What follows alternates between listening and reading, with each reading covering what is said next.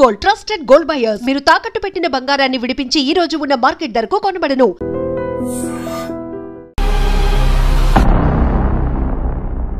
ఈ వారం మన గెస్ట్ తెలంగాణ సిఐడి లీగల్ అడ్వైజర్గా పనిచేస్తున్న రిటైర్డ్ జ్యుడిషియల్ ఆఫీసర్.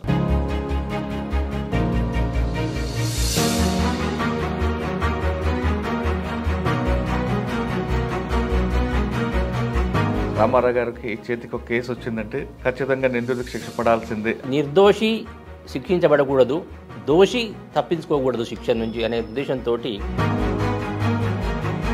సీనియర్ గారు ఏం నేర్చుకున్నారండి మీ సీనియర్ దగ్గర? బాధతో వచ్చిన క్లయింట్కు స్వాంతన చేకూర్చడం అనేది ముఖ్యమైన విషయం మనకు. ఇప్పుడు ఆ సిస్టంలో ఉన్నారండి జూనియర్స్ అందరూ. అండ్ ఇప్పుడు జూనియర్స్ అందరూ కూడా ఎట్లా అయిపోయిందంటే అనకూడదు. అప్పుడు జనగమనగానే పీపుల్స్ వారు యాక్టివ్ ఉండదు. Narmetta police station attack case ఉంది కదా, అది మాకు నేనే చేశాను ఆ కేసు. అది ఏంటండి ఏం జరిగింది అప్పుడు? కళ్యాణం చంద్రమౌళి అని ఒక పీపుల్స్ వారు నక్సలైట్ను ఒక ఎస్ఐ అరెస్ట్ చేస్తే పోలీస్ స్టేషన్ మీద కొన్ని వేల మంది చుట్టుపక్కల గ్రామస్తులు వచ్చి గతంలో మీరు అన్నట్టు ఒక కక్షిదారుడు వెళ్ళి తన బాధ చెప్పుకుంటే మీరు చెప్తున్నట్లుగా కూర్చోబెట్టి మంచినీళ్ళు టీ ఇచ్చి మాట్లాడి డబ్బులు లేకపోతే డబ్బులు కూడా ఇచ్చి పంపించే తరం చూశారు మీరు. కానీ ఇప్పుడు కొంతమంది అడ్వకేట్లు కన్సల్ట్ ఫీజు పెట్టింది, అది మనం ఎంతవరకు? ఇప్పుడు కన్సల్టేషన్ ఫీజు అంటే వాడు బాధలో వస్తాడు, సడన్గా బాధలో వచ్చి మన బాధ చెప్పుకుంటాడు. నువ్వు నీకు 500 ఇస్తేనే నీకు సలహా చెప్తా, 1000 రూపాయలు ఇస్తే సలహా చెప్తాడు. ఫస్ట్ పోస్టింగ్ ఎక్కడ? ఫస్ట్ పోస్టింగ్ అది ఇల్లందు. ఏముందండి క్రైమ్ నేచర్ అక్కడ? ఇల్లందు పోస్టింగ్ అనగానే మా నాన్నగారు అన్నాడు, అవసరం లేదు, జాబ్ చేయాల్సిన అవసరం లేదు, రిజైన్ చేసి పోకు, జాయిన్ కాకని చెప్పాడు. ఎందుకంటే భయపడ్డాడు. అంతా మొత్తం ఎక్స్ట్రీమిస్ట్ ఫీల్డ్. 2 రోజులకు ఒకసారి ఒక ఎన్కౌంటర్. అలాంటి పరిస్థితిలో 9 ఏళ్ళు చేశానండి ఇల్లందులో నేను. మీకు బాగా గుర్తుండిపోయిన కేసు చెప్పండి అక్కడ, ఒక ఎన్కౌంటర్ విషయం కానీ, లేదంటే మీ దగ్గర ప్రొడ్యూస్ చేస్తారు కదా నైట్ టైంలో. అల్లపల్లి దగ్గర ఒక అప్పట్లో జనశక్తి ఎన్కౌంటర్ జరిగింది. దాని తర్వాత ఎల్లింది పోలీస్ స్టేషన్ మీద అటాక్ జరిగింది. దాదాపు ఒక 5-6 వేల మంది వచ్చి అటాక్ చేశారు. ఖమ్మంలో ఏమున్నాయి సార్ మంచి కేసులు? ఖమ్మంలో ఒక చిట్ ఫండ్ కేసు ఉండేనండి. ఇప్పటివరకు నా లైఫ్లో నాకు బాగా సాటిస్ఫాక్షన్ ఇచ్చిన కేసు అదే. కొంతమంది రాజకీయ నాయకులు ఏం చేశారంటే ఒక పెద్ద చిట్ ఫండ్ పెట్టారు, కంపెనీ చిట్స్ చేయించుకొని ఓవర్ నైట్. సార్ అన్నిలో మీకు బాగా గుర్తున్న కేసు అంటే రివీల్ చేయని కేసు చెప్పండి. గిరీష్నగర్ బ్లాస్ట్ కేసు ఉంది. చాలా కష్టపడ్డాం మేము. బ్లాస్ట్ అయిన తర్వాత నేను ఇంటికి పోయి ఇట్లా ఫ్రెష్ అప్ అయినా మళ్ళీ కార్ వచ్చేసింది. ఏంటంటే సార్ బ్లాస్ట్ అయింది, అర్జెంట్ రమ్మంటారు సార్ అని. భారతదేశంలో ఒకటే యూనివర్సిటీ ఉంది, ఫోరెన్సిక్ యూనివర్సిటీ, అహ్మదాబాద్లో ఉంది. అక్కడి నుంచి ఎక్స్పర్ట్స్ వచ్చారు, వాళ్ళంతా కలెక్ట్ చేశారు. లోకల్ సెంట్రల్ ల్యాబొరేటరీ వాళ్ళు వచ్చారు. హిమాచల్ కొండలను కబ్జా చేశారు కదా చాలా మంది, ఆ కేసు గురించి చెప్పగలరా? అంటే ఒక 3 ఎకరాలు కబ్జా చేసి స్కూల్ కట్టుకున్నారు. అది డిమాలిషన్ కార్డు ఇచ్చారండి నేను. సార్ బత్కల్ బ్రదర్స్ గురించి చెప్పండి. చాలా పేరు మోసిన వాళ్ళు, చాలా తెలివికల్లో వాళ్ళు అండి. బత్కల్ అంటే మీకు తెలుసు అనుకుంటా ప్లేస్ అది. Yasin Bhatkal is drop out from the school. మన brother cousin Riyaz Bhatkal is now ISI కట్టడం. సరే అంతా ఆయన ఇక్కడ ఎన్కౌంటర్ రేట్ కదండి.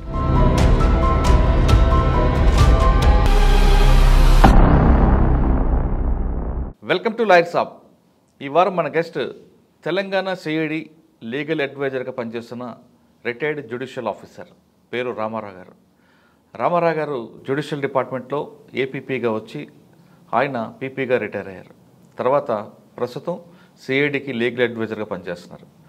ఆయన కెరీర్లో ఒకసారి కేసు ఆయన చేతికి వచ్చిన తర్వాత చిన్న చిన్న తప్పులున్నా సరే ఐఓతో సరిదిద్ది నిందితుడికి శిక్ష పడేలా చేయడంలో ఆయనకు ఒక ప్రెజెంటేషన్ ఉంది.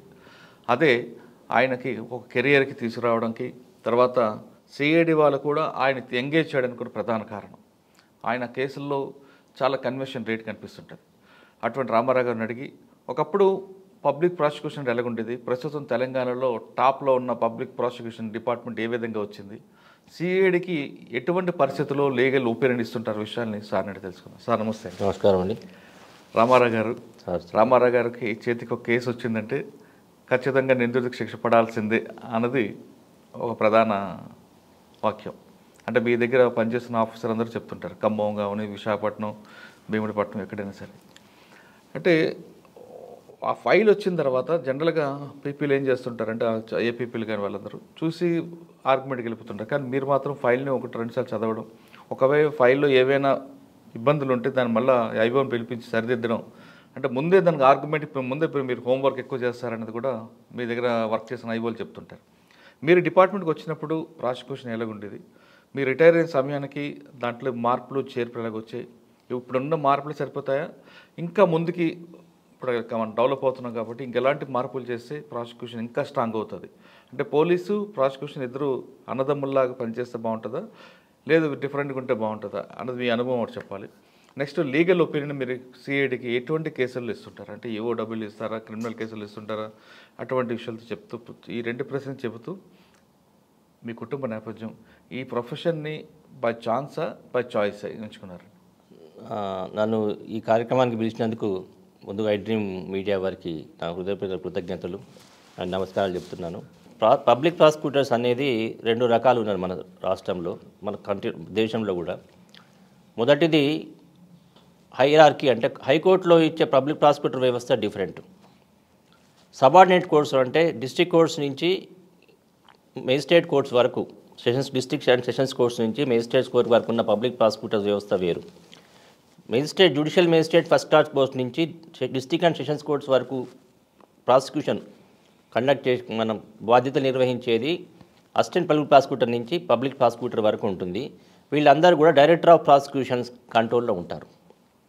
హైకోర్టు వచ్చేసి పబ్లిక్ ప్రాసిక్యూటర్స్ అని డైరెక్ట్ గవర్నమెంట్ కంట్రోల్లో అడిషనల్ అడ్వకేట్ జనరల్ కంట్రోల్లో ఉంటారు.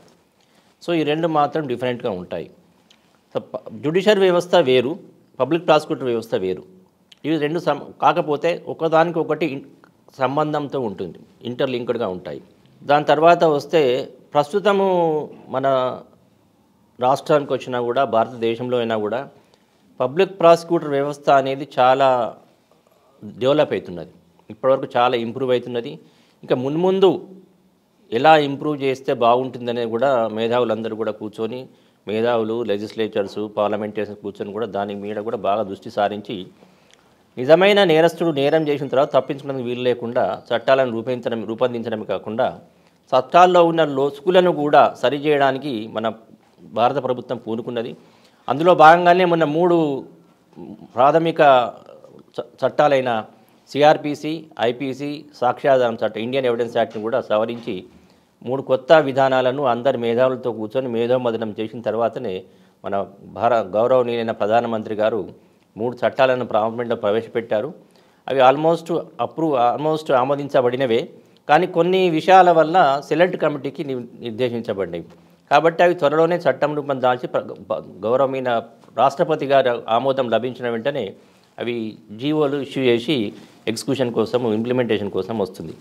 సో ఈ 3 కనుక ఒకవేళ చట్టాలు ఆమోదించబడితే పాత సిఆర్పిసి, ఐపీసీ, లార్డ్ మెకాలే చేసిన ఐపీసీ ఎప్పుడో 1980 ఐపీసీ, ఇండియన్ ఎవిడెన్స్ యాక్ట్, ఈ సిఆర్పిసి కూడా అవి రిపీల్ అయిపోతాయి టోటల్గా. దీంట్లో కొత్త చట్టాలుగా వస్తాయి. సో అవి ప్రాథమికంగా ప్రభుత్వం చేసేది ఏంటి అంటే పాత ఉన్న లొసుగులను సవరించి నిర్దోషి శిక్షించబడకూడదు, దోషి తప్పించుకోకూడదు శిక్ష నుంచి అనే ఉద్దేశంతో ఈ కాన్సెప్ట్ మీద డెవలప్ చేసిందే చట్టాలను, కొత్త చట్టాలు చేయడము. ప్లస్ ప్రాసిక్యూషన్ వ్యవస్థను, జ్యుడిషియల్ వ్యవస్థను, పోలీస్ వ్యవస్థను పటిష్టీకరించి ఈ నేరస్తులను ఎట్టి పరిస్థితుల్లో కూడా తప్పించుకోకుండా చేయాలనే ఉద్దేశంతో చేసినవి. ఇకపోతే మీరు అన్నట్టుగా పబ్లిక్ ప్రాసిక్యూటర్ వ్యవస్థ ఎట్లా ఉన్నది, ఇప్పుడు జ్యుడిషియల్ వ్యవస్థ, న్యాయ వ్యవస్థ, పబ్లిక్ ప్రాసిక్యూటర్ వ్యవస్థ, పోలీస్ వ్యవస్థ 3 డిఫరెంటే. కాకపోతే జ్యుడిషియల్ వ్యవస్థ, న్యాయ వ్యవస్థ అటానమస్ బాడీ, దానికి యొక్క అధిపతి సుప్రీంకోర్ట్ ఆఫ్ ఇండియా హానరబుల్ గౌరవ జడ్జి గారు ఉంటారు, చీఫ్ జస్టిస్ ఆఫ్ ఇండియా ఉంటుండు. సుప్రీంకోర్టు నుంచి కింది కోర్ట్స్ వరకు వారి యొక్క అడ్మినిస్ట్రేషన్ చూస్తుంటారు. సుప్రీంకోర్టు, హైకోర్టు, డిస్ట్రిక్ట్ కోర్ట్స్ ఈ 3 ఉంటాయి.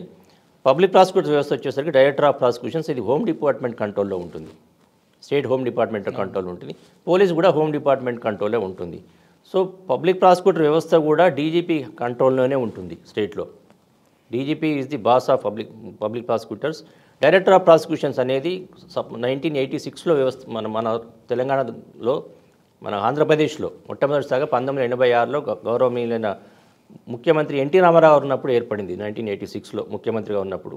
అప్పటి నుంచి డైరెక్టర్ ఆఫ్ ప్రాసిక్యూషన్ అనేది ఒక స్వతంత్ర వ్యవస్థగా ఉంటూ డీజీపీ కంట్రోల్లో ఉంటుంది. డైరెక్టర్ ఆఫ్ ప్రాసిక్యూషన్స్ డీజీపీ గారికి లీగల్ అడ్వైజర్గా వ్యవహరిస్తారు.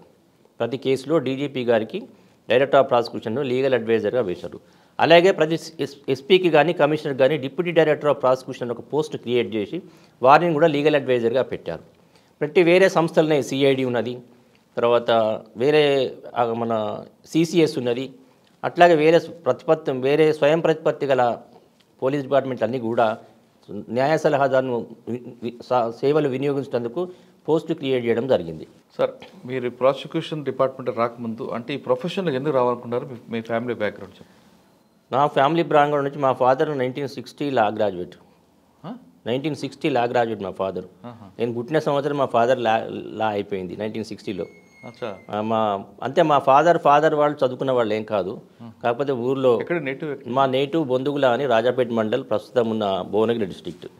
ఒకప్పుడు భువనగిరి తాలూకా ఉండేది, నల్గొండ డిస్టిక్ ఉండేది, కానీ ఇప్పుడు బొందుగుల అని ఉంది. కానీ మేము సెటిల్ తర్వాత కాలక్రమేణా మా ఫాదర్ జనగామలో సెటిల్ అయ్యాడు.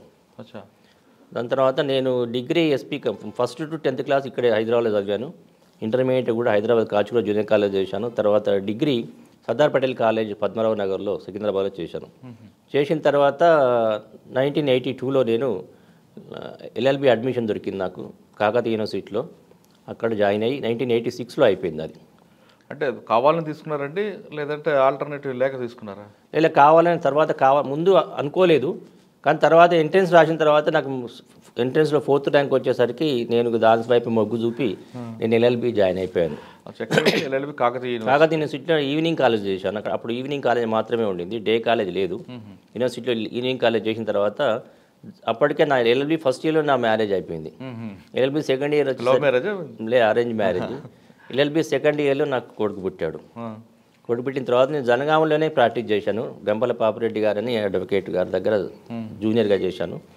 అనతి కాలంలోనే ఒక సంవత్సరం లోపలనే నేను సపరేట్ ఆఫీస్ పెట్టుకోవడం జరిగింది. జాన్ రెడ్డి గారని ఒక జనగామలో ఇప్పుడు అడ్వకేటు, అప్పుడు క్లర్క్గా పనిచేసేవాడు మా సీనియర్ దగ్గర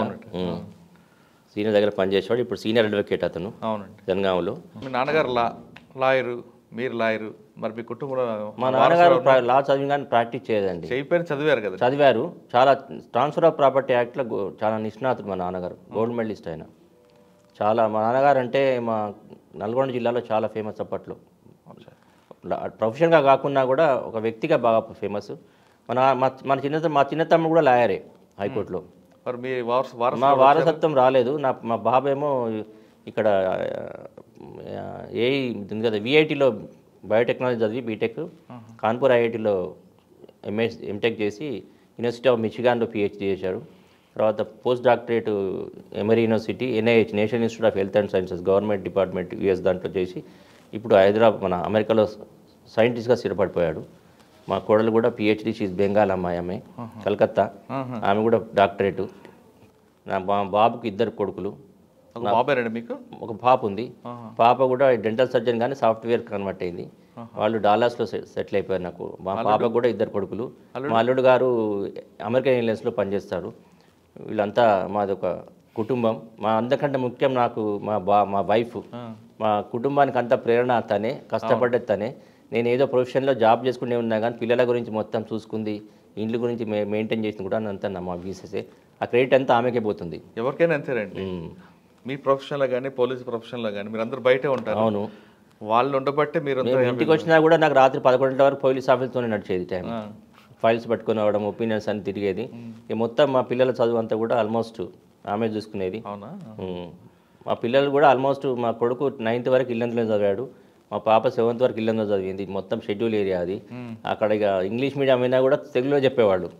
అయినా కానీ వాళ్ళు కష్టపడి చదివి పైకి వచ్చారు. అది సంతోషము. దానికి కారణం మా మిస్సెస్ అది. సార్, అడ్వకేట్, సీనియర్ అడ్వకేట్ అనేది కోర్టు ఇస్తుందా, లేదంటే మనకు సీనియర్ ప్రకారం senior? Only advocate, senior advocate అనేది డిస్క్రిమినేషన్ ఓన్లీ డిస్క్రిప్షన్ ఎక్కడ వస్తుందంటే హైకోర్టు నుంచే వస్తుంది. అది డిస్ట్రిక్ట్ కోర్టు వరకు లేదు. డిస్ట్రిక్ట్ కోర్టు వరకు ఎట్లా ఉంటుందంటే మేజిస్ట్రేట్ కోర్టు, డిస్ట్రిక్ట్ కోర్టు వరకు ఎక్స్పీరియన్స్ని బట్టి సీనియర్ జూనియర్ అనుకునే వాళ్ళం తప్ప సీనియర్ అడ్వకేట్ డిజిగ్నేషన్ అనేది హైకోర్టు మాత్రమే టెస్ట్ పెట్టి ఇంటర్వ్యూ పెట్టి ఇస్తుంది. కానీ చాలామంది సీనియర్ అడ్వకేట్ చెప్తుంటారు కదా, విజిటింగ్ కార్డులు వేసుకుంటారు కదా. అది హైకోర్టు వాళ్ళకు మాత్రమే పర్మిషనబుల్. అది మిగతా అడ్వకేట్లే పర్మిషనబుల్ కాదు. కానీ ఇక వారి అభిప్రాయాలు మనం ఖండించడం బాగోదు. వారు ఇష్టానుసారం పెట్టుకుంటారు. కానీ వాస్తవానికి advocate is an advocate. Right.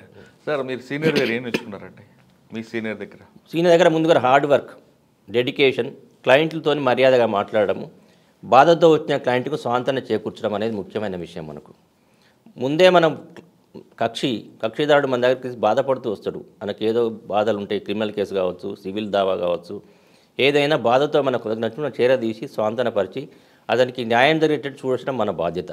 అది మా సీనియర్ న్యాయవాది దగ్గర నేర్చుకున్నాను నేను. అంటే జనగాంలో ఏ తరహా కేసులు ఉండేవి? అంటే క్రిమినల్ వైపు సివిల్ ఉండేవి, క్రిమినల్ ఉండేది. వచ్చేవాడిని గురువుగారి దగ్గర? గురువుగారి దగ్గరికి ఎక్కువ సివిల్ వచ్చేది, క్రిమినల్ కూడా చేసేవారు గురువుగారు. ఓకే. అప్పుడు జనగాం అనగానే పీపుల్స్ వారు యాక్టివ్ ఉండదు, చాలా ఉండింది, చాలా మూమెంట్ ఉండేది అప్పట్లో. నేను ప్రాక్టీస్ చేసినప్పుడు కూడా 86లో స్టార్ట్ అయింది నా ప్రాక్టీసు. చాలా మూమెంట్ ఉండింది అప్పుడు. అటువంటి కేసులు వచ్చారు మీ దగ్గర? చాలా వచ్చాయి మా దగ్గర. నేను చాలా కేసులు చేశాను. అట్లా ఒకటి రెండు చెప్పగలరా? ఒకటి case Narmetta police station attack case ఉంది కదా, అది నేనే చేశాను ఆ కేసు. అది ఏంటండి, ఏం జరిగింది అప్పుడు? అప్పుడు ఒక కళ్యాణం చంద్రమౌళి అని ఒక పీపుల్స్ వారు నక్సలైట్ను ఒక ఇన్స్పెక్టర్ ఎస్ఐ అరెస్ట్ చేస్తే పోలీస్ స్టేషన్ మీద కొన్ని వేల మంది విలేజర్స్, గ్రామస్తులు, చుట్టుపక్కల గ్రామస్తులు వచ్చి అటాక్ చేసి, పోలీస్ స్టేషన్ అటాక్ చేసి మొత్తం ఆస్తులు ధ్వంసం చేశారు. అప్పుడు దాదాపు ఒక 400-500 మంది మీద కేసులు పెట్టారు. వాళ్ళందరి తరఫున కూడా నేనే బెయిల్స్ వేసి వాళ్ళని విడిపించి నేనే అప్పుడు కేసు వాదించాను. తర్వాత సరే ఎక్స్ట్రీమిస్ట్ వారిని అప్పుడు టాడా, పోక్సో ఉండే వాడి ఆ చట్టాల ద్వారా వారిని రిమాండ్ చేసి ఆ చట్టం ప్రకారం వాళ్ళకి చర్యలు తీసుకున్నారు. ఈ కేసు మాత్రం కొన్ని సంవత్సరాలు నడిచిన తర్వాత ఈ లోపలనే నేను ఏపీపీగా వెళ్ళిపోయి వేరే మిత్రుడికి ఇచ్చి వెళ్ళిపోయాను. నేను సార్ సీనియర్ దగ్గర మీరు ఎంత టైం స్పెండ్ చేసేవారండి? నేను మా ఆఫీస్ రాత్రి 8 గంటలకు స్టార్ట్ అయ్యింది. మా సీనియర్ ఆఫీసు రాత్రి 12-12:30 వరకు ఆఫీస్ ఉండేది. మళ్ళీ మార్నింగ్ 7 to 10 o'clock వరకు సీనియర్ వర్క్దే ఉండేవాడిని. ఏం నేర్చుకున్నారు? అంటే ఎక్కువ బుక్స్ చదవడం, లైబ్రరీ చూడడం, లేదా జడ్జిమెంట్స్ కాపీస్ మీద ఎక్కువగా? ఫస్ట్ డ్రాఫ్టింగ్ అనేది ముఖ్యం అన్నిటి. మనకు ఏ కేసు కావాలన్నా డ్రాఫ్టింగ్ కావాలి. డ్రాఫ్టింగ్ అనేది వారు చెప్తుంటే నేను రాసేవాడిని.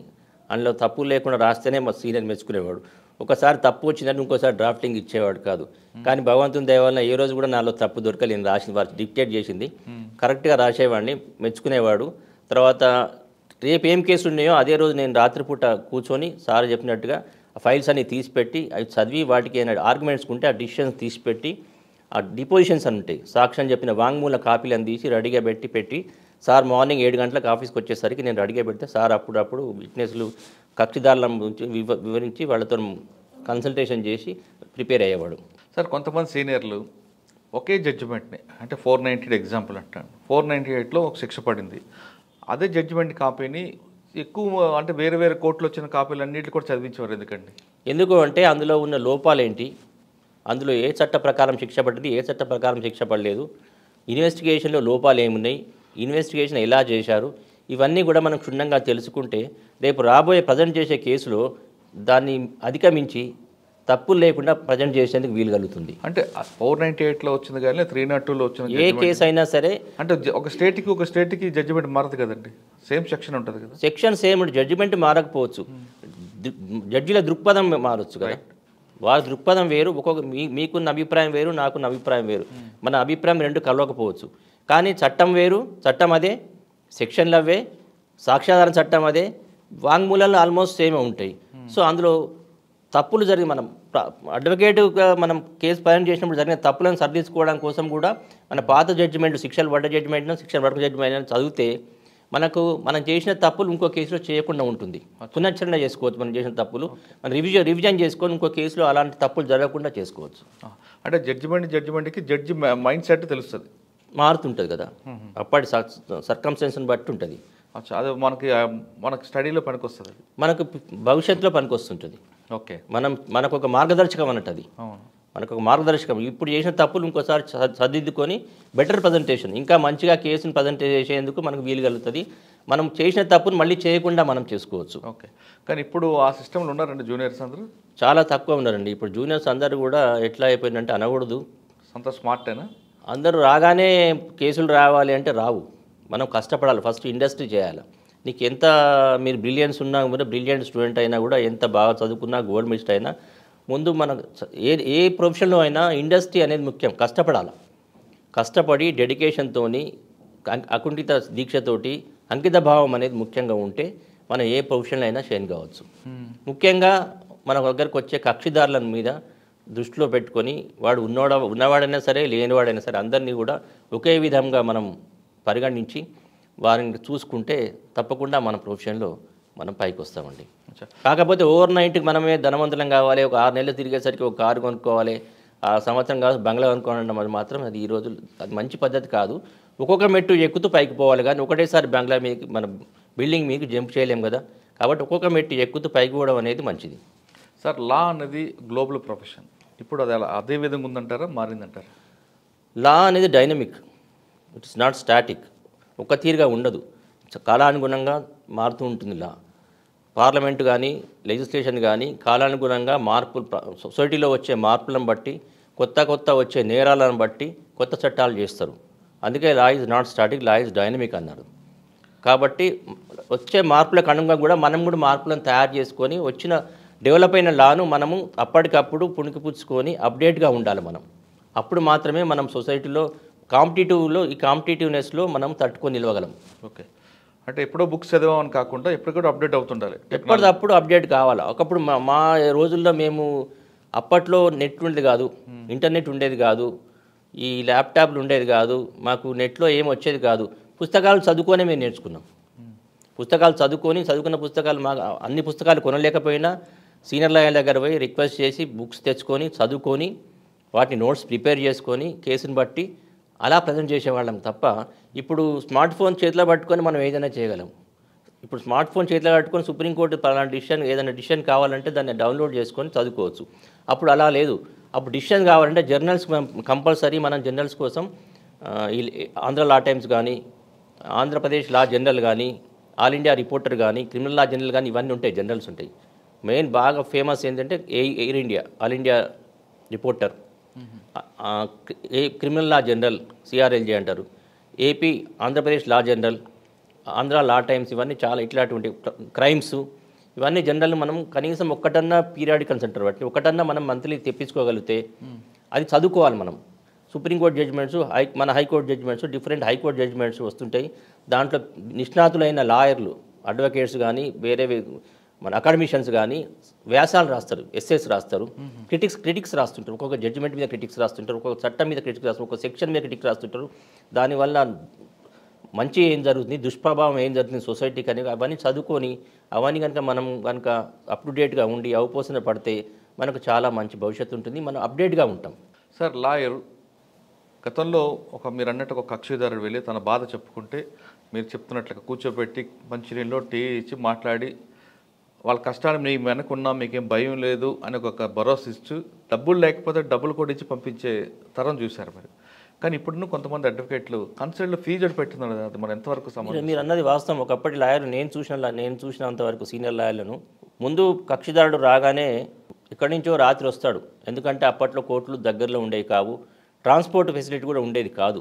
దూర దేశం నుంచి దూర ప్రాంతాల నుంచి రావాలా, వచ్చి రాత్రి ఎక్కడో బస్ స్టాండ్లోనో ఏదైనా తెలిసిన వాళ్ళ ఇంట్లోనో రైల్వే స్టేషన్లో అట్లా ఉన్న వాళ్ళని చూసాం మనం. పొద్దున్నే లేచి 6 గంటల వరకు లాయర్ గారి ఇంటి ముందర ఉండేవాడు. అట్లాంటి వాళ్ళని కూడా లాయర్ గారు కానీ లాయర్ గారి కుటుంబీకులు కానీ పిలిచి మంచినీళ్ళు పోసి టీ పోసి బాబు అని టిఫిన్ చేస్తావా పెట్టి భోజనం కానీ పెట్టి వాళ్ళను మా సీనియర్ లాయర్లు అయితే డబ్బులు లేకుండా డబ్బులు ఇచ్చి పంపించేవాళ్ళు, బస్సు కిరాయిలు ఇచ్చి. అప్పుడు చాలా తక్కువ ఉండే కిరాయిలు, దూరం ప్రదేశం పోవాలి, ఇచ్చి పంపించేవాళ్ళు. వాడు డబ్బులు ఇచ్చినా కూడా మనకు ఫీజు మొత్తం ఇచ్చినా కూడా నీకు డబ్బులు బస్ కిరాయిలు డబ్బులు ఉన్నాయని అడిగి ఇచ్చిన వాళ్ళని కూడా చాలామందిని చూసాం. కానీ ఇప్పుడు ఆ సంస్కృతి అనేది మెల్లమెల్లగా పోయిందండి, ఆ పద్ధతి అనేది పోయింది. ఇప్పుడు ఎంతసేపు మనం అంటే దురదృష్టకరంగా కొంతమందిని చూస్తున్నాం, అందరూ కాదు, ఏదో కొంతమంది ఉండొచ్చు, అందరిని అంటే వీల్లేదు, ఒకటో ఇద్దరు ఉండొచ్చు, దాన్ని ఎవరో ఎక్సెప్షన్ కాదు. అట్లాంటి వాళ్ళు ఏమైందంటే ఇప్పుడు కక్షిదారులు వచ్చే డబ్బులు ఎంత ఇస్తాడా అని చూడడమే తప్ప కక్షిదారుల బాగోగులు చూసే లాయర్ల వ్యవస్థలు చాలా తగ్గిపోయిందండి. కానీ లాయర్ని కలవాలంటేనే ముందు ఫీజు తీసుకుంటున్నారు కదా, అడ్మిషన్ ఫీజు లాగా. మీరు అన్నట్టు కరెక్ట్. ఇప్పుడు లాయర్ ఇప్పుడు ఇంతకుముందు మన కన్సల్టేషన్ ఫీజు అనేది డాక్టర్ల దగ్గరనో లేక వేరే డిపార్ట్మెంట్లో చూసేవాళ్ళం. కానీ ఇప్పుడు దురదృష్టవశాత్తు లాయర్లు కూడా కన్సల్టేషన్ ఫీజు పెడుతున్నారు. అది ఎంతవరకు కరెక్ట్ అనేది మేధావులందరూ ఆలోచించాలి. ఇప్పుడు కన్సల్టేషన్ ఫీజు అంటే వాడు బాధలో వస్తాడు, సడన్గా బాధలో వచ్చి మన బాధ చెప్పుకుంటాడు. నువ్వు నీకు 500 ఇస్తేనే నీకు సలహా చెప్తా, 1000 రూపాయలు ఇస్తే సలహా చెప్తానంటే సబబు కాదు అని నా యొక్క మనవి. అలాంటి వారికి నా చేతులెత్తి నమస్కారం ప్రార్థించేందంటే ఇలాంటివి చేయకండి. మీ దగ్గరకు వచ్చిన వ్యక్తికి సాంత్వనపరిచి మీ తోచిన సలహా చెప్పండి. అంతేగాని కన్సల్టేషన్ పేరు మీద కక్షిదారులను ముఖ్యంగా బీదవాళ్ళను మన దగ్గరికి సడన్గా వచ్చేవాళ్ళు ఎవరంటే బీదవాళ్ళు. డబ్బున్న వాళ్ళు ఎలాగైనా ఏ లాయర్నైనా ఎంగేజ్ చేసుకోడు. బీదవాళ్ళకి మాత్రం ఈ కన్సల్టేషన్ అనేది పెట్టకుండా మీకు తోచిన సలహా ఇచ్చి మీ ఒకవేళ మిమ్మల్ని కనుక కేసు చేయమంటే దయచేసి చేయండి. డబ్బుల కోసం కాకుండా మీరు ఒక వారికి లాభం చేసినట్టు అవుతుంది, ఒక బీదవాడికి లాభం చేసినట్టు అవుతుంది. అతని సాంతనపరిచి అతని కేసు కనుక మీరు తీసుకుంటే అతను చాలా సంతోషంగా ఇంటికి పోలుతాడు. అట్లాంటిది మనకు చాలా తృప్తినిస్తుంది జీవితంలో. అంటే మీరు చెప్పింది వాస్తవమే, కానీ డబ్బులు తీసుకున్న లాయర్ల యొక్క ఒపీనియన్ ఏ విధంగా ఉందంటే ఆఫీస్ ఖర్చులు ఉంటాయి మాకు, ఒకటి. రెండు, వచ్చిన వాళ్ళు డైరెక్ట్గా మాకు కేసు ఎవరు, థర్డ్ ఒపీనియన్ సెకండ్ ఒపీనియన్ కోసం మా దగ్గరకు వస్తుంటారు. ఈ ఇద్దరు వర్గాల వల్ల మాకు టైం వేస్ట్ అవుతుంది కాబట్టి మేము ఫీజు పెడితే కొంత ఫిల్టర్ అవుతుందని వాళ్ళ ఒపీనియన్. అది కరెక్ట్ కాదండి. ఎందుకంటే మన టైం వేస్ట్ అనేది ముఖ్యంగా మంచి విషయం కాదు. టైం ఎట్లా వేస్ట్, మనం రోజుకి ఎంత టైం వేస్ట్ చేస్తున్నాం? ఒక 10 నిమిషాలు 5 నిమిషాలు మనం ఒక వచ్చిన కక్షిదారుని కోసం మనం వెచ్చించలేమా? 5 నిమిషాలు 10 నిమిషాలు పడుతుంది మనకు సలహా. ఆయన ఒక 5 నిమిషాలు ఆయన బాధ చెప్పుకుంటాడు, మన సలహా చెప్పిన 1-2 నిమిషాలు చెప్తాం. దానికోసం కన్సల్టేషన్స్ అనేది మన తర్వాత ఆఫీస్ ఖర్చులు అనేది అది మన సంబంధించింది, వాళ్ళకి సంబంధించింది కాదు కదా. నేను ఈ ఆఫీస్ని ఈ కార్పొరేట్ లెవెల్లో పెట్టుకోమని అతను చెప్తలేడు. నీ దగ్గరకు వచ్చిండు అంటే నీ ఆఫీస్ ఎట్లా ఉంది, ఆఫీస్ చూసి రావట్లేదు కక్షిదారులు. దగ్గరలో మనకు అందుబాటులో ఉన్న లాయర్లు ఎవరు, అడ్వకేట్స్ ఎవరు అని చూసి వస్తున్నారు తప్ప నీ ఆఫీస్ చూసి రావట్లేదు అని నాకు అభిప్రాయం. కానీ కొంతమంది మాత్రం ఆఫీసు ఎస్టాబ్లిష్ చూసే వస్తున్నారండి. అది ఇవాళ రేపు కార్పొరేట్ వ్యవస్థ వచ్చిన తర్వాత అందరికీ అలా తయారు చేయాలని ఒకటి వచ్చింది. నిజంగా మీరు అన్నట్లుగా న్యాయం చేస్తాం అని చెప్పిన లాయర్ని నమ్మకుండా హడావడి ఆ ఎస్టాబ్లిష్మెంట్ కార్పొరేట్ స్టైల్ ఉంటేనే నమ్మేసి. ఇందులో ఇంకొక దురదృష్టంగా బ్రోకర్స్ కూడా ఎంటర్ అయ్యారండి. ఇప్పుడు ఇంతకుముందు డైరెక్ట్ కక్షిదారు అడ్వకేట్ మధ్యనే ఉండేది ఇద్దరికి. ఇప్పుడు మధ్యన టౌట్స్ ఈ మధ్యవర్తులు రావడం వల్ల కూడా ఈ కక్షిదారునికి ఖర్చు పెరిగిపోతుంది. ఎందుకంటే వచ్చిన వ్యక్తి దీని మీదనే ఆధారపడతాడు. ఇటు లాయర్ గారి దగ్గర కమిషన్ తీసుకుంటాడు, అటు కక్షిదారు దగ్గర కమిషన్ తీసుకుంటాడు. అదే వాళ్ళ జీవన వృత్తి అయిపోతుంది, జీవన శైలి అయిపోతుంది. దానివల్ల కక్షిదారునికి డబుల్ భారం అయిపోతుంది. కొన్నిసార్లు 10,000 సపోజ్ కొంత డబ్బు తీసుకొని అడ్వకేట్ ఫీజు ఇంత 10,000 అన్నాను అనుకోండి, 10,000 వసూలు చేస్తారు. అడ్వకేట్కి ఇచ్చేది ఎంత, 2,000 3,000 ఇస్తాడు, లేకుంటే 5,000 ఇచ్చింది అనుకోండి. 5,000 అతను తీసుకున్నట్టే కదా. ఈ 5,000 అదనంగా కక్షిదారులకు నష్టమే కదా. సో ఇలాంటి వాళ్ళతో కూడా ఈ కక్షిదారులకును లాయర్లకు మధ్యన దూరం పెరిగిపోతుంది. ప్లస్ కక్షిదారులకు కూడా భారం అయిపోతుందండి. ఎందుకంటే బ్రోకర్ వ్యవస్థ సపోర్ట్ చేయడం ఎందుకు లాయర్లు? అసలు డైరెక్ట్గా కంప్లైంట్ మాది రావచ్చు. అది ఇక వ్యవస్థలో భాగం అయిపోయిందండి. అట్లాంటిది నిర్మూలించాలి.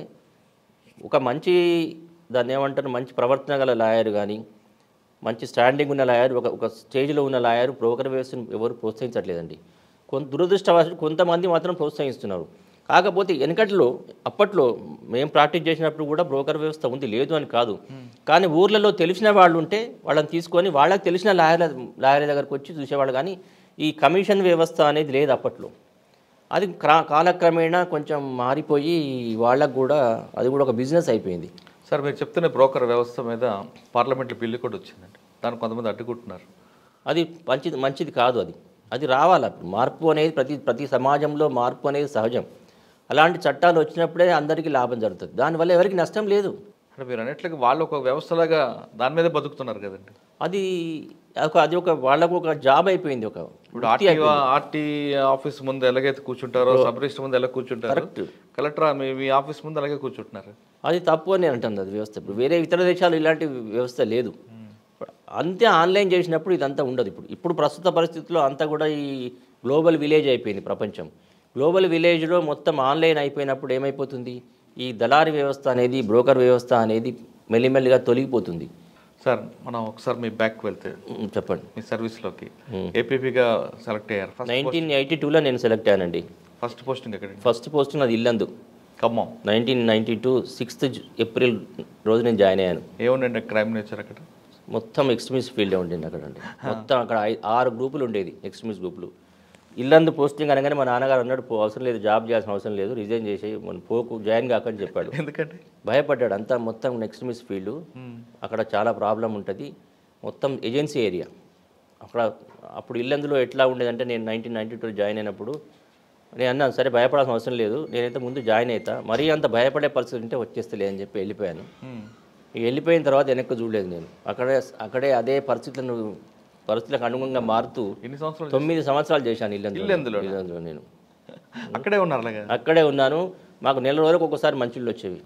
నా ఇద్దరు కొడుకు బిడ్డ ఎడ్యుకేషన్ కూడా ఆల్మోస్ట్ అక్కడే, primary education, high school education కూడా నెల రోజులకు ఒకసారి మంచి లేదు. నెల రోజులకు ఒకసారి మంచిళ్ళు వచ్చేది అండి. అది కూడా రెడ్గా వచ్చేది. మరి ఎలాంటి అవన్నీ మేము బిందులో వేసుకొని చిల్లగింజ అని ఉంటుంది, దాని గంధం తీసి అందులో వేస్తే మొత్తం మట్టి కిందికి పోతే అది తీసి కాగబెట్టుకొని తాగేవాళ్ళం మేము. వాటర్ పంపు అట్లా వచ్చేది. అప్పట్లో అక్కడ ఫిల్టర్ బెడ్స్ కూడా లేవు ఇల్లందులో. ఒక చెరువు ఉండేది, ఆ చెరువు నీళ్ళు వచ్చేది. మొత్తం దోమలు, పెద్ద పెద్ద దోమలు, అవి మొత్తం అడవి ప్రదేశం. అది 2 రోజులకు ఒకసారి ఒక ఎన్కౌంటరు. అలాంటి పరిస్థితిలో 9 ఏళ్ళు చేశానండి ఇల్లందులో నేను. మీకు బాగా గుర్తుండిపోయిన కేసు చెప్పండి. అక్కడ ఒక ఎన్కౌంటర్ విషయం కానీ, లేదంటే మీ దగ్గర ప్రొడ్యూస్ చేస్తారు కదా నైట్ టైంలో. నా టైంలో మేజిస్ట్రేట్ దగ్గర ప్రొడ్యూస్ చేస్తాను, నేను ఏపీపీ కదా. నన్ను రమ్మనేవాళ్ళు, కానీ నేను వెళ్ళేవాడిని కాదు ఎక్కువ కేసెస్లో. కానీ సీన్ ఆఫ్ అఫెన్స్కి పోయేవాడిని నేను. మీకు బాగా గుర్తుండిపోయిన సంఘటన ఒకటి చెప్పండి ఇల్లందులో. ఒకటి, అప్పట్లో ఆళ్ళపల్లి దగ్గర ఒక అప్పట్లో జనశక్తి ఎన్కౌంటర్ జరిగింది. అప్పుడు వెళ్ళాను, తెల్లారి తీసుకెళ్ళాను నేను సీన్ ఆఫ్ అఫెన్స్ దగ్గరికి. దాని తర్వాత వెళ్ళింది పోలీస్ స్టేషన్ మీద అటాక్ జరిగింది. దాదాపు ఒక 5-6 వేల మంది వచ్చి అటాక్ చేశారు. చాలామంది స్పెషల్ పోలీస్ వచ్చారు, మొత్తం పోలీస్ స్టేషన్ ధ్వంసం చేశారు. ఉన్న వాళ్ళ వెపన్స్ స్నాచ్ చేసే ప్రయత్నం చేశారు సిబ్బందివి. ఎనిహో పోలీస్ వాళ్ళని వెపన్స్ పోకుండా వాళ్ళని జాగ్రత్తగా డీల్ చేశారు. ఎందుకంటే ఆ ఎన్కౌంటర్లో 6-7 చనిపోయారు. ప్రజాపంత నక్సలైట్లు వాళ్ళు. అప్పుడు టేగులపల్లి మండలం ఒక ఎంపీపీ కూడా ఉన్న మండల ప్రజా పరిషత్ ప్రెసిడెంట్ కూడా అందులో అతను కూడా చనిపోయాడు ఎన్కౌంటర్లో. సో అప్పట్లో ప్రజాపంద అనేది బాగా ప్రిడామినెంట్గా ఉండేది అప్పట్లో ఇల్లందులో. ప్రజాపంద, జనశక్తి, ఇంకొకటి ఉన్నది దాంట్లో ఫ్యాక్షనే ప్రజా ప్రతిఘటన. శంకరన్న దళం ఉండేది, ఇంకో దళం ఉండేది, పీపుల్స్ వారు కూడా ఉండేది, తక్కువ ఉండేది అది. సో ఆ రోజు ఆల్మోస్ట్ ఒక 2 రోజులు మేము ఇవన్నీ కేసులు తయారు చేయడం, 2 రోజులు ఊళ్ళోనే ఉండి ఇంటికి పోలేదు, 2 రోజులు పోలీస్ స్టేషన్లో ఉండడం వచ్చింది కేసులు అన్నీ బిల్డప్ చేసేందుకోసం. ఇట్లా చాలా ఉన్నాయి లైఫ్లో. ఓకే, ఇల్లందు నుంచి 9 సంవత్సరాల దగ్గరికి వచ్చారు. వరంగల్ వచ్చారండి ఎక్సైజ్ ఏపీపీగా. అప్పుడు ఒక 2 years ఎక్సైజ్ ఏపీపీగా చేశాను. అక్కడే ఉండి గుడంబా కేసులను. అప్పుడు అన్ని గుడంబానే అండి. అప్పుడు లిక్కర్ ప్రొవిషన్ ఉంది కదా, మొత్తం ఈ గుడంబా కేసులే ఉండేది. వేల కేసులు అండి. దాదాపు ఒక 20,000 కేసులు ఉండేది. ఒకటే కోర్టు, స్పెషల్ కోర్టు పెట్టారు. Special act, AP provision act వచ్చింది, స్పెషల్ కోర్టు పెట్టారు. 20,000 కేసులు ఉండేది. దాదాపు రోజు ఒక 50-60 కేసులు ఆడేదండి. 50 పొద్దున పోతే ఇంటికి వచ్చేసరికి 7-8 బెయిల్స్ అయిపోయేసరికి. అట్లయితే నాకు బాగా పాత్రుడు గారని జిల్లా జడ్జి గారు ఉండే. ఈ కేసులన్నింటినీ కూడా తక్కువ, దాన్ని ఏమంటారు, తక్కువ గుడంబా ఉంటుంది చూసిన 5 లీటర్స్ లోపల ఉన్న గుడంబా కేసులన్నీ కూడా అప్పుడు గవర్నమెంట్ నుంచి పర్మిషన్ తీసుకొని కాంప్రమైజ్ చేసేందుకు, ఏదో కొంత నామినల్గా ఫైన్ వేసి కాంపౌండ్ చేసేందుకోసం అతను బాగా ప్రయత్నం చేసి పాలసీ మ్యాటర్గా డిసైడ్ చేసి కాంప్రమైజ్కు గవర్నమెంట్ ఒప్పుకున్నది. అప్పుడు జీవో ఇష్యూ చేసింది. ఒకటే రోజు 11,000 కేసులు తీసేసామండి. మార్నింగ్ 8 o'clock నుంచి రాత్రి 1 o'clock వరకు. పాత్రుడు గారు బాగా ఇనిషియేటివ్ తీసుకొని అందరు judicial officers, prosecutors, excise officers అందరు కలిసి 11,000 కేసులు ఎట్టే స్టేజ్లో పోయినాయండి. గవర్నమెంట్కి ఇన్కమ్ వచ్చింది, వీళ్ళకి చిన్న నేరాలు చేసిన వాళ్ళకు రిలీఫ్ వచ్చింది. సార్, గుడంబా కేసులో 5 లీటర్ దాటితేనే ఐఓ ఎవరుంటారండి? ఇప్పుడు అదేం లేదండి, ఎస్ఐ చేయొచ్చు. గతంలో కానిస్టేబుల్ కూడా, గతంలో హెడ్ కానిస్టేబుల్స్ వరకు ఉండేది. ఇప్పుడు కూడా హెడ్ కానిస్టేబుల్ లేదు, ఇప్పుడు ఎస్ఐ వరకే ఉంది. గతంలో ఉండేది హెడ్ కానిస్టేబుల్ చేయొచ్చు. ఎస్హెచ్ఓ అన్నప్పుడు ఎవరు ఎస్హెచ్ఓ ఉన్నా వాళ్ళు పర్మిషన్, వాళ్ళు they are empowered to investigate the cases. Okay, Warangal తర్వాత ఎక్కడికి వచ్చారండి? వరంగల్ తర్వాత మళ్ళీ సీనియర్ ఐపీపీగా ప్రమోషన్ వచ్చి ఖమ్మం వెళ్ళానండి. నా ఖమ్మం 18 ఏళ్ల ప్రస్థానం అండి ఖమ్మం జిల్లాలో. నేను ఖమ్మంలోనే ఏపీపీగా జాయిన్ అయ్యాను. ఖమ్మంలోనే పబ్లిక్ ప్రాసిక్యూటర్ రిటైర్ అయ్యాను సెషన్స్ కోర్టులో. కింది కోర్టు నుంచి పై కోర్టులో అక్కడే చేశానండి. ఖమ్మంలో ఎంతకాలం? ఇల్లు తర్వాత వరంగల్ నుంచి మళ్ళీ ఖమ్మం. వరంగల్ నుంచి ఇల్లంత తర్వాత వరంగల్ వచ్చాను. వరంగల్ నుంచి ఖమ్మం వెళ్ళానండి. ఖమ్మంలో దాదాపుగా నేను ఒక 3 ఏళ్ళు చేసిన తర్వాత మళ్ళీ ప్రమోషన్ నుంచి కొత్తగూడెం వేశారు. ఖమ్మంలో ఏమన్నాయి సార్ మంచి కేసులు? ఖమ్మంలో ఒక చిట్ ఫండ్ కేసు ఉండేనండి. ఇప్పటివరకు నా లైఫ్లో నాకు బాగా సాటిస్ఫాక్షన్ ఇచ్చిన కేసు అదే. కొంతమంది రాజకీయ నాయకులు ఏం చేశారంటే ఒక పెద్ద చిట్ ఫండ్ పెట్టారు కంపెనీ. లోకల్ మున్సిపల్ కార్పొరేటర్స్ ఉంటారు కదా, మున్సిపల్ కౌన్సిలర్స్ అనేవాళ్ళు అప్పట్లో పెద్ద పెట్టి బాగా చాలామందిని చేసుకున్నారు చిట్స్. చేసుకొని పాన్ డబ్బా వాళ్ళు, తర్వాత దీన్ని ఏమంటారు, ఈ పక్కన తోపుడు బండ్ల వాళ్ళు, వీళ్ళందరూ చాలామంది చిన్న వ్యాపారస్తులు అందరి దగ్గర కూడా చిట్స్ చేయించుకొని ఓవర్ నైట్ కట్టేసి పైసలు తీసుకుని పారిపోయారండి. ఎవరైతే సోకాల్డ్ రాజకీయ నాయకులను చూసి ఉన్నారో వాళ్ళు ఎవరి పేర్లు కూడా ఎక్కడ లేవు.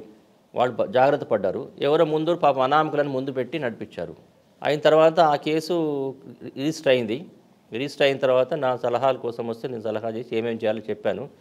మొత్తానికి కష్టపడి దాదాపు ఒక 4-5 నెలలు కష్టపడి అసలు ఎవరైతే కింగ్ పిన్స్ ఉన్నారో వాళ్ళని కూడా మేము దీంట్లో కేసులో పెట్టడం జరిగింది. తర్వాత అదృష్టవశాత్తు ఆ కేసు నేనే ప్రాసిక్యూట్ చేశాను. ప్రాసిక్యూట్ చేసిన తర్వాత ఆర్గ్యుమెంట్స్ అయిపోయినాయి.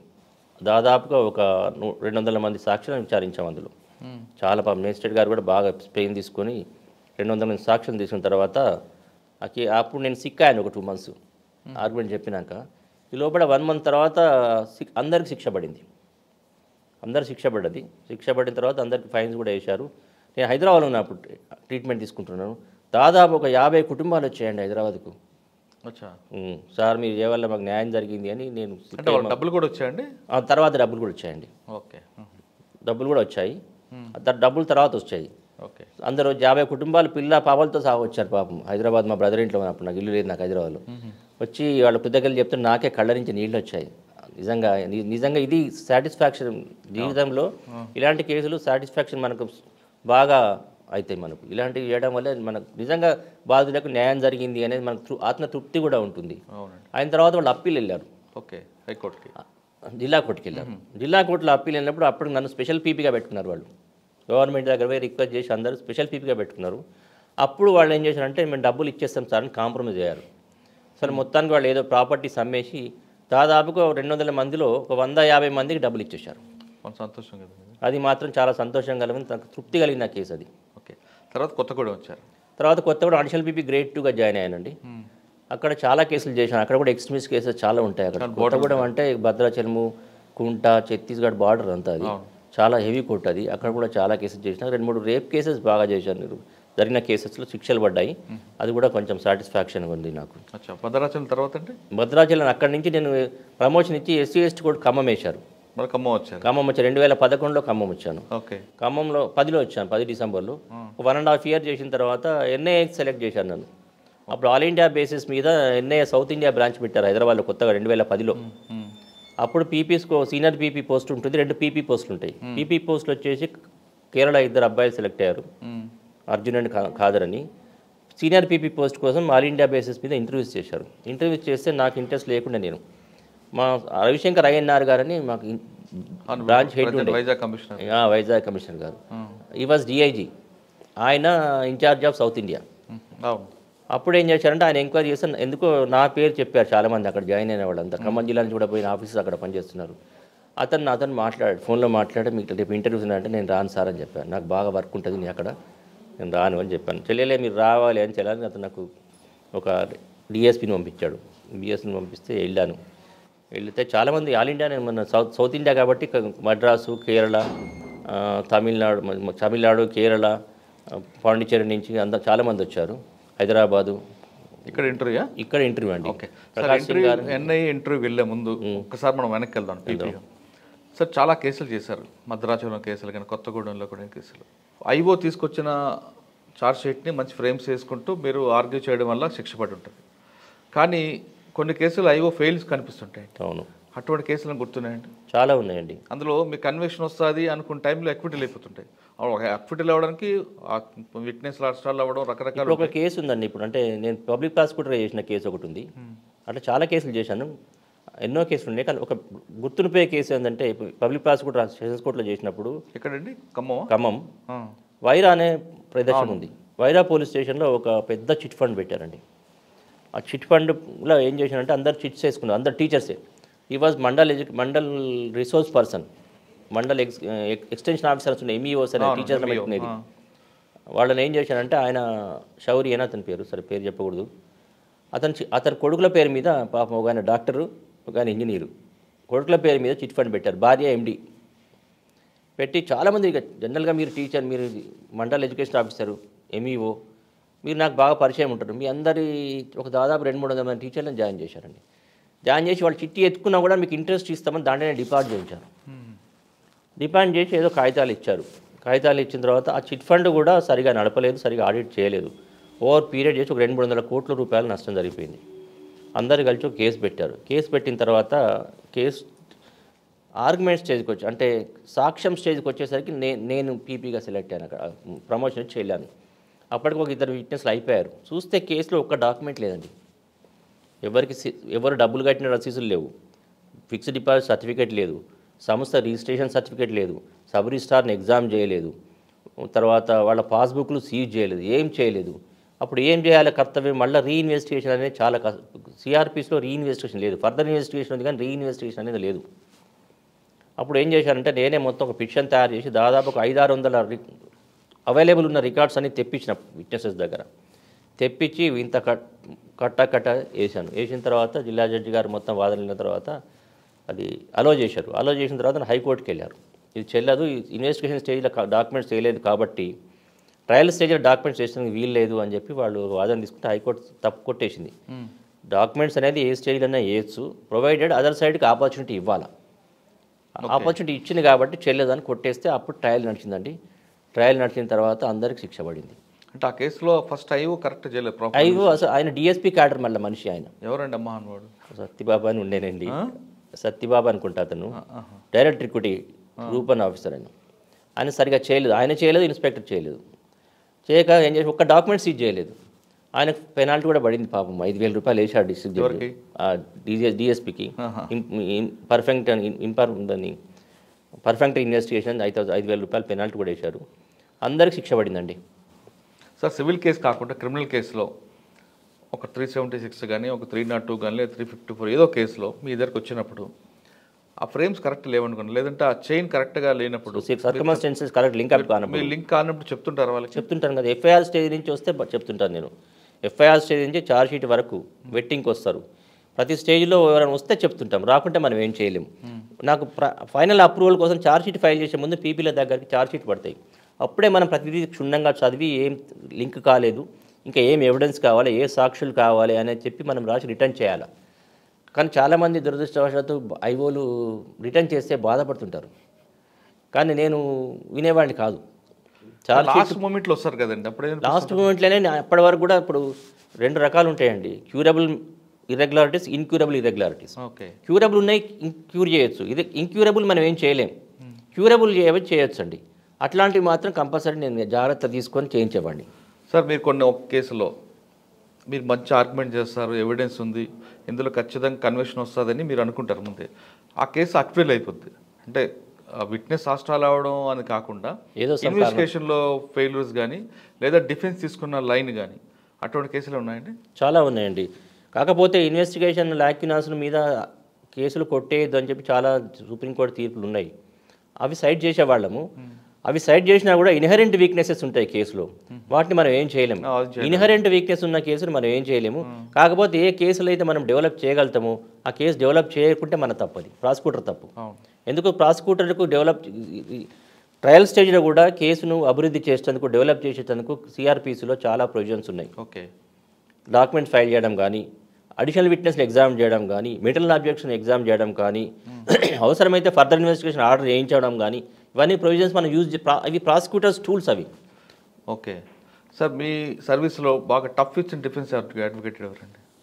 చాలామంది ఉన్నారు. ఒకళ్ళని ఏమున్నది, చాలామంది ఉన్నారు. సరే, మీరు చేసిన కేసుల్లో పేర్లు వద్దు కానండి, వాళ్ళది ఒక కేసులో కన్విక్షన్ వస్తుంది అనుకుంటే ఖచ్చితంగా అక్విటల్ అయిపోయింది అంటే డిఫెన్స్ ద్వారా తీసుకున్న లైన్ వల్ల ఉన్నది. ఒక మర్డర్ కేసు ఉంది ఒకటి. ఓకే, చిన్న పిల్లవాడు మర్డర్ కేసులో ఖమ్మంలో అన్నీ బాగా ఉన్నాయి. కానీ ఒక్క దగ్గర లింక్ బ్రేక్ అయింది. ఆ లింక్ మేము కూడా గమనించలేదు. అది డిఫెన్స్ వారు కరెక్ట్గా ప్రొజెక్ట్ చేసి. ఏదండి ఆ కేసు అని చెప్పగలరా?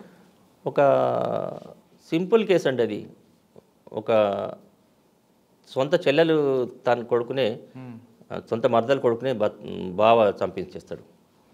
ఆ కేసులో అన్ని సీజ్ చేశారు. కానీ ఏదైతే మెడకు తాడేసి మనం బెల్ట్తో చంపిండు అనేది కేసు ఉందో ఆ బెల్ట్ సీజ్ చేయలేదు. మేము అప్పటికి చెప్తూనే ఉన్నాను నేను, ఈ బెల్ట్ లేదంటే వాళ్ళు ఏమంటారంటే ఐఓ ఏం చేసుకొచ్చాడు అంటే ఫోరెన్సిక్ డిపార్ట్మెంట్ పంపించాం, అది మనకు రాలేదు అన్నారు. వాస్తవానికి ఎప్పుడైతే మొత్తం నేను సీడీ మొత్తం పేజ్ మొత్తం చదివాను, ఐఓ వచ్చేసరికి ఐఓకి ఫస్ట్ డిఫెన్స్ కంటే ముందు నేనే అడిగాను. నాకు క్వశ్చన్ కొన్ని ల్యాక్నెస్ ఉంటే డిఫెన్స్ అడుగుతారు, కానీ ప్రాసిక్యూటర్గా నేనే అడిగేవాడిని. ఎందుకంటే when there is a possibility మనం దానికి క్లారిఫికేషన్ ఇచ్చే ఛాన్స్ ఉన్నప్పుడు మనమే తీసుకోవాలి. ఏమన్నారండి ఐఓ? అవి ఫోరెన్స్ పంపినామండి అన్నాడు. అంటే ఎక్కడ రాసామో చూపు అన్న. పైన మాత్రం రాశాడు ఛార్జ్షీట్లో, కానీ ఏ సిటీలో లేదు.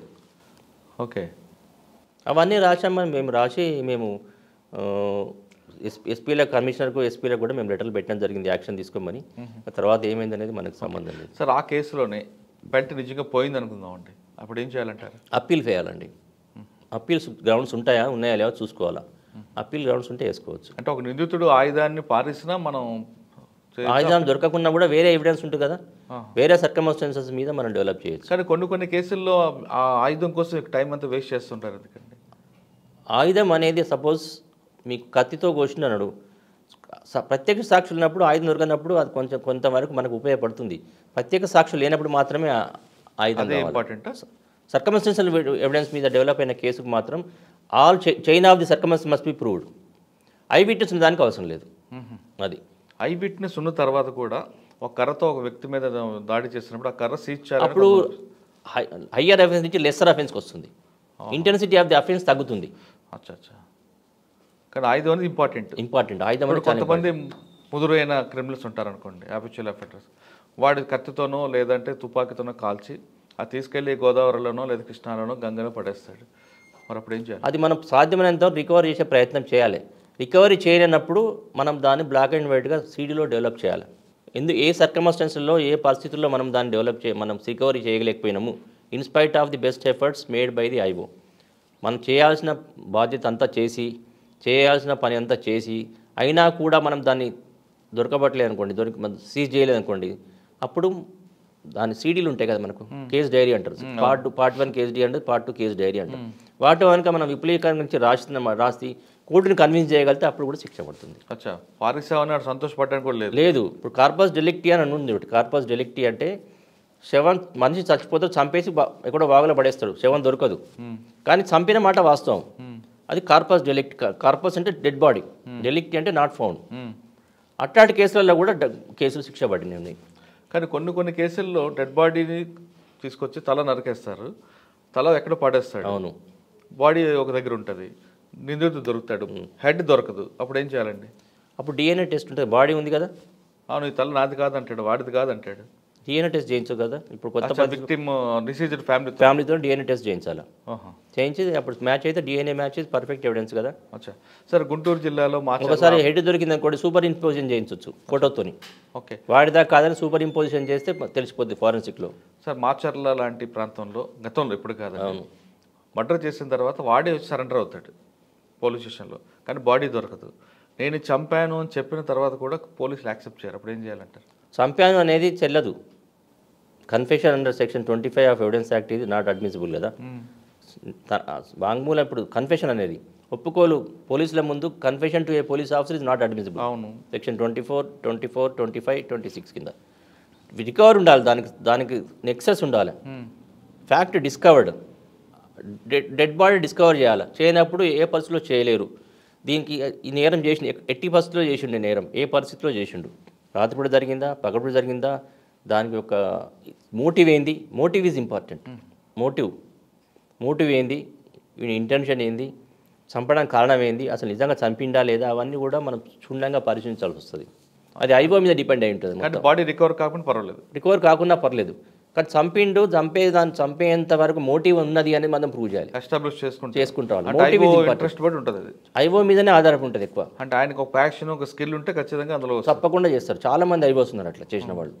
ఏదో మనకి ఎందుకు లేదు తలనొప్పి అంటే అదేం లేదు, తలనొప్పి అని ఎవరు అనరు, కానీ వారికి డిఫరెంట్ డ్యూటీస్ ఉంటాయి కదా. ఒక డ్యూటీ కాదు కదా. ఇన్వెస్టిగేషన్ ఆఫీసర్కి ఒక డ్యూటీ ఉంటే బాగుండు. ఒక కేసులో ఇన్వెస్టిగేషన్ అప్పుడు ఇక్కడ సడన్గా బందోబస్తు పోవాల్సి వస్తుంది, సడన్గా ఏదో యాక్సిడెంట్ అవుతుంది. సో అందుకని నేను అనేది ఏంటంటే, ఇప్పుడు ఆల్మోస్ట్ ఒక ప్రొసీజర్ ఎవాల్యుయేట్ ఉంది. క్రైమ్ సపరేట్ చేయాలా, లా అండ్ ఆర్డర్ సపరేట్ చేయాలి, ట్రాఫిక్ సపరేట్ ఉంటుంది. క్రైమ్లో కూడా ఒక ఐఓ ఉన్నప్పుడు ఒక ఐఓకి ఇన్ని గంటలు ఇచ్చేసేయాలి. కేసు రిజిస్టర్ అయితే ఫర్ ఎగ్జాంపుల్ 6 గంటలు 8 గంటలు ఇచ్చినాం అనుకోండి, 8 గంటలు అయినవి ఇక వేరే మిగతా టైంలో ఐఓ ఇంకా పని చేయొద్దు. 8 గంటల తర్వాత ఆయన వెళ్ళిపోయి ఈ కేసుల గురించి చూసుకోవాలి, రిజిస్టర్ తీసుకోవాలి. అంతేగాని మళ్ళీ పొద్దున్న 24 hours ఇదే కేసుల గురించి బందోబస్తులు చేసుకుంటూ పోతే ఈ కేసులకు అన్యాయం జరుగుతుంది. కాన్సన్ట్రేట్ చేయలేడు. అంటే ఇన్వెస్టిగేషన్ పార్ట్ సపరేట్ చేయాలి. వాళ్ళకి కూడా యూనిఫామ్ లేకుండా సపరేట్ ఇన్వెస్టిగేషన్ డిపార్ట్మెంట్ పెట్టాలి. ఓకే, ఇన్వెస్టిగేషన్ చేసే ఆఫీసర్కి ఇంట్రాగేషన్స్ ఆఫీసర్కి యూనిఫామ్ కూడా లేకుండా సివిల్లో కూర్చుంటే మంచిగా ఇన్పుట్ వస్తుంది అంటారు, వాస్తవం? వాస్తవమే అది. యూనిఫామ్ వేసుకుంటే ఆ అవతల వ్యక్తి భయపడుతుంటాడని. అందుకోసమే ఫ్రెండ్లీ పోలీసింగ్ అని పెట్టారు, జరుగుతున్నది. కానీ భయం అనేది ఇంకా పోవట్లేదు ప్రజలకు. దానికి కారణాలు చాలా ఉన్నాయి. ఎంత ఫ్రెండ్లీ పోలీసింగ్ పెట్టినా కూడా పోలీస్ స్టేషన్లో ఉన్న పరిస్థితులను చూస్తే కొంచెం మా లాంటి వాళ్ళకే భయం అనిపిస్తుంది. పోతే సామాన్యులకి ఇంకా సంగతి ఏముంది? ఆ భయం పోయి ఫ్రీగా పోయే రోజు రావాలి. అది సంతోషించదగ్గ విషయం, పరిణామం. ఓకే సార్, మనం ఒకసారి మన ముందుకు వద్దాం. చెప్పండి. ఎన్ఐలో మీకు ఇంటర్వ్యూ ఏమడిగారండి? ఇంటర్వ్యూలో ఆల్మోస్ట్ నన్ను టెర్రరిస్ట్ కేసుల గురించి ఏం కేసులు చేశారని అడిగారు. తర్వాత యూఐపీ యాక్ట్ గురించి అడిగారు, ఉపాధి కొత్తగా వచ్చిన అన్లాఫుల్ యాక్టివిటీస్ ప్రివెన్షన్ యాక్ట్ గురించి. కొద్దిగా పోక్సో యాక్ట్ అడిగారు, ప్రివెన్షన్ ఆఫ్ పోక్సో అంట, prevention of terrorist act, POTA act అడిగారు. తర్వాత మీకు చేసిన కేసెస్ ఏమున్నాయని అడిగారు. అవన్నీ చెప్పాను నేను. చెప్పిన తర్వాత ఒక 1 అవర్ ఆగమన్నారు. ఆగగానే ఆ 1 అవర్ తర్వాత చేతిలో అపాయింట్మెంట్ ఆర్డర్ పెట్టారు నాకు. నేను చెప్పాను, నేను ఆలోచించుకోవాలండి, మీరు అబ్రప్ట్గా సడన్గా తెచ్చి పెడితే నేను ఎట్లా, నాకు టైం కావాలి అంటే. ఇంకొకటి చెప్పాను, ఎందుకంటే డిప్యుటేషన్ అనేది సెంట్రల్ గవర్నమెంట్ నుంచి స్టేట్ గవర్నమెంట్ పోవాలి. స్టేట్ గవర్నమెంట్ అప్రూవ్ చేసిన తర్వాతనే నాకు డిప్యుటేషన్ వస్తుంది. నేను ఈ సెక్రటేరియట్ చుట్టూ తిరిగే ఓపిక నాకు లేదు. నేను తిరిగాను, నన్ను రాను, నాకు చాలా పని ఉంది కోర్టులో అని చెప్పాను. చెప్పిన తర్వాత ప్రకాష్ సింగ్ గారు ఉండే, తర్వాత ఆయన ఒరిస్సా డీజీగా రిటైర్ అయ్యారు, చాలా మంచి ఆఫీసరు. అప్పుడు ఒక సిన్హా గారని ఎన్ఐఏ డైరెక్టర్ ఉండే, ఆయన కూడా ఫోన్లో మాట్లాడారు, లేదండి రామారావు గారు మీరు రావాల్సిందే, ఎందుకంటే మేము చాలా ఎంక్వైరీ చేశాము మీ గురించి, మేము ఆల్ ఇన్పుట్స్ తీసుకున్న తర్వాతనే మిమ్మల్ని పిలిచాము మేము, కాబట్టి రావాలి అంటే ఆ డిప్యుటేషన్ మేము చూసుకుంటాంలేండి అన్నాడు. అని డిఐజీగా ఇన్స్ట్రక్షన్ ఇచ్చాడు, డైరెక్ట్ పోయి హోమ్ సెక్రటరీని కలిసి తీసుకురమ్మన్నాడు. వాళ్ళే తీసుకొని వచ్చారండి. 3 years చేశాను. 3 years చేసిన తర్వాత ఇంకో 1 year ఎక్స్టెండ్ చేయమన్నారు. నేను చేయని చెప్పాను. సార్, అన్నిలో మీకు బాగా గుర్తున్న కేసు అంటే రివీల్ చేయని కేసు చెప్పండి, రివీల్ చేసే ఇబ్బంది ఉంటే ఆ కేసులో. ఎన్ఐఏలో గుర్తున్న కేసులు చాలా ఉన్నాయండి. ఫర్ ఎగ్జాంపుల్ మక్కా బ్లాస్ట్ ఉంది. మక్కా బ్లాస్ట్ కంటే ఎక్కువ అప్పటికి నేను వెళ్ళేసరికి సగం కేసు అయిపోయింది. అది దిల్షుఖ్నగర్ బ్లాస్ట్ కేసు ఉంది, చాలా కష్టపడ్డాం మేము. ఒక 6 నెలలు కష్టపడ్డాం, 6 నెలలు ఎక్కువ కష్టపడ్డాము. బ్లాస్ట్ జరిగినాక 3 రోజులు సైట్ దగ్గరే ఉన్నాం మేము ఇక్కడ. ఓకే, దిల్షుఖ్నగర్లో అంటే ఎన్ఐఏలో వచ్చిన తర్వాత బ్లాస్ట్ అయింది. అది దాదాపుగా ఆ కేసు మొత్తం ఒక 600 ఛార్జ్ షీట్లు మొత్తం నేనే తయారు చేశాను. అది దిల్షుఖ్నగర్లో బ్లాస్ట్ అంటే అక్కడ మన బస్ స్టాప్ దగ్గర మిర్చి బండి దగ్గర కొనాక్ థియేటర్ ముందు 2 బ్లాస్ట్ అయినాయి, ట్విన్ బ్లాస్టెస్. అక్కడ జరిగిన తర్వాత ఒకటి పేలని బాంబు కూడా దొరికింది, ఫుట్ఓవర్ బ్రిడ్జ్ ఒకటి దొరికింది కదండి, అది కూడా ఒకటి దొరికింది. అక్కడ ఆ బ్లాస్ట్ అయిన తర్వాత నేను ఇంటికి పోయి ఫ్రెష్ అప్ అయినా మళ్ళీ కార్ వచ్చేసింది. ఏంటి అంటే సార్ బ్లాస్ట్ అయింది, అర్జెంట్ రమ్మంటారు సార్ అని వెళ్ళాము. ఫోరెన్సిక్ డిపార్ట్మెంట్స్ వచ్చినాయి చాలా. ఒక బట్టల షాప్లోని సీసీ కెమెరా ఫుటేజ్ ఒక్క దాంతోనే వాడు ఫుడ్ ఐడెంటిఫైడ్, అది కూడా కొంచెమే ఐడెంటిఫైడ్. దాన్ని టెక్నాలజీ ఉపయోగించి దాన్ని డెవలప్ చేసి యాసిన్ బతికల్ అని చెప్పి మేము నిర్ధారించగలము. దాంట్లో మీరు ఎఫ్ఐఆర్ స్టేజ్ నుంచి నేనేనండి. ఎఫ్ఐఆర్ స్టేజ్ నుంచి ఆ కేసులో మీరు ఎంత కష్టపడ్డారు? మీకు అంత ఈజీగా అయ్యే పని కాదు. చాలా ఫస్ట్ మేము ఇప్పుడు ఏదైతే బ్లాస్ట్ మెటీరియల్ ఉందో బ్లాస్ట్ మెటీరియల్ కంపేర్ చేయడానికి చాలా టైం పట్టింది. అది కలెక్ట్ చేయడానికి ఫోరెన్సిక్ యూనివర్సిటీ, మన భారతదేశంలో ఒకటే యూనివర్సిటీ ఉంది, ఫోరెన్సిక్ యూనివర్సిటీ అహ్మదాబాద్లో ఉంది. అక్కడి నుంచి ఎక్స్పర్ట్స్ వచ్చారు, వాళ్ళంతా కలెక్ట్ చేశారు. లోకల్ సెంట్రల్ ల్యాబొరేటరీ వాళ్ళు వచ్చారు, స్టేట్ ల్యాబొరేటరీ వాళ్ళు వచ్చారు. వీళ్ళందరితో కోఆర్డినేషన్ చేస్తూ 4-5 days వరకు ఈ డెబ్రీస్ ఈ ఉంటాయి కదా, వీటిని సపరేట్ చేసి ఇవన్నీ డెవలప్ చేసుడు, తర్వాత ఎఫ్ఐఆర్ ఇష్యూ చేసుడు. అందుకని లోకల్ పోలీస్ ఇష్యూ చేశారు ఎఫ్ఐఆర్.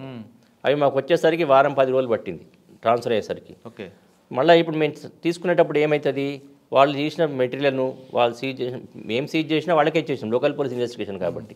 అవన్నీ లిస్ట్ అవుట్ చేయడము, ఎఫ్ఐఆర్లో ఏం డాక్యుమెంట్స్ తయారు చేశారు, ఏమి ఇవ్వలేదు, అన్నీ కూడా లిస్ట్ అవుట్ చేసి తీసుకున్నానికి మాకు 10-15 రోజులు పట్టింది.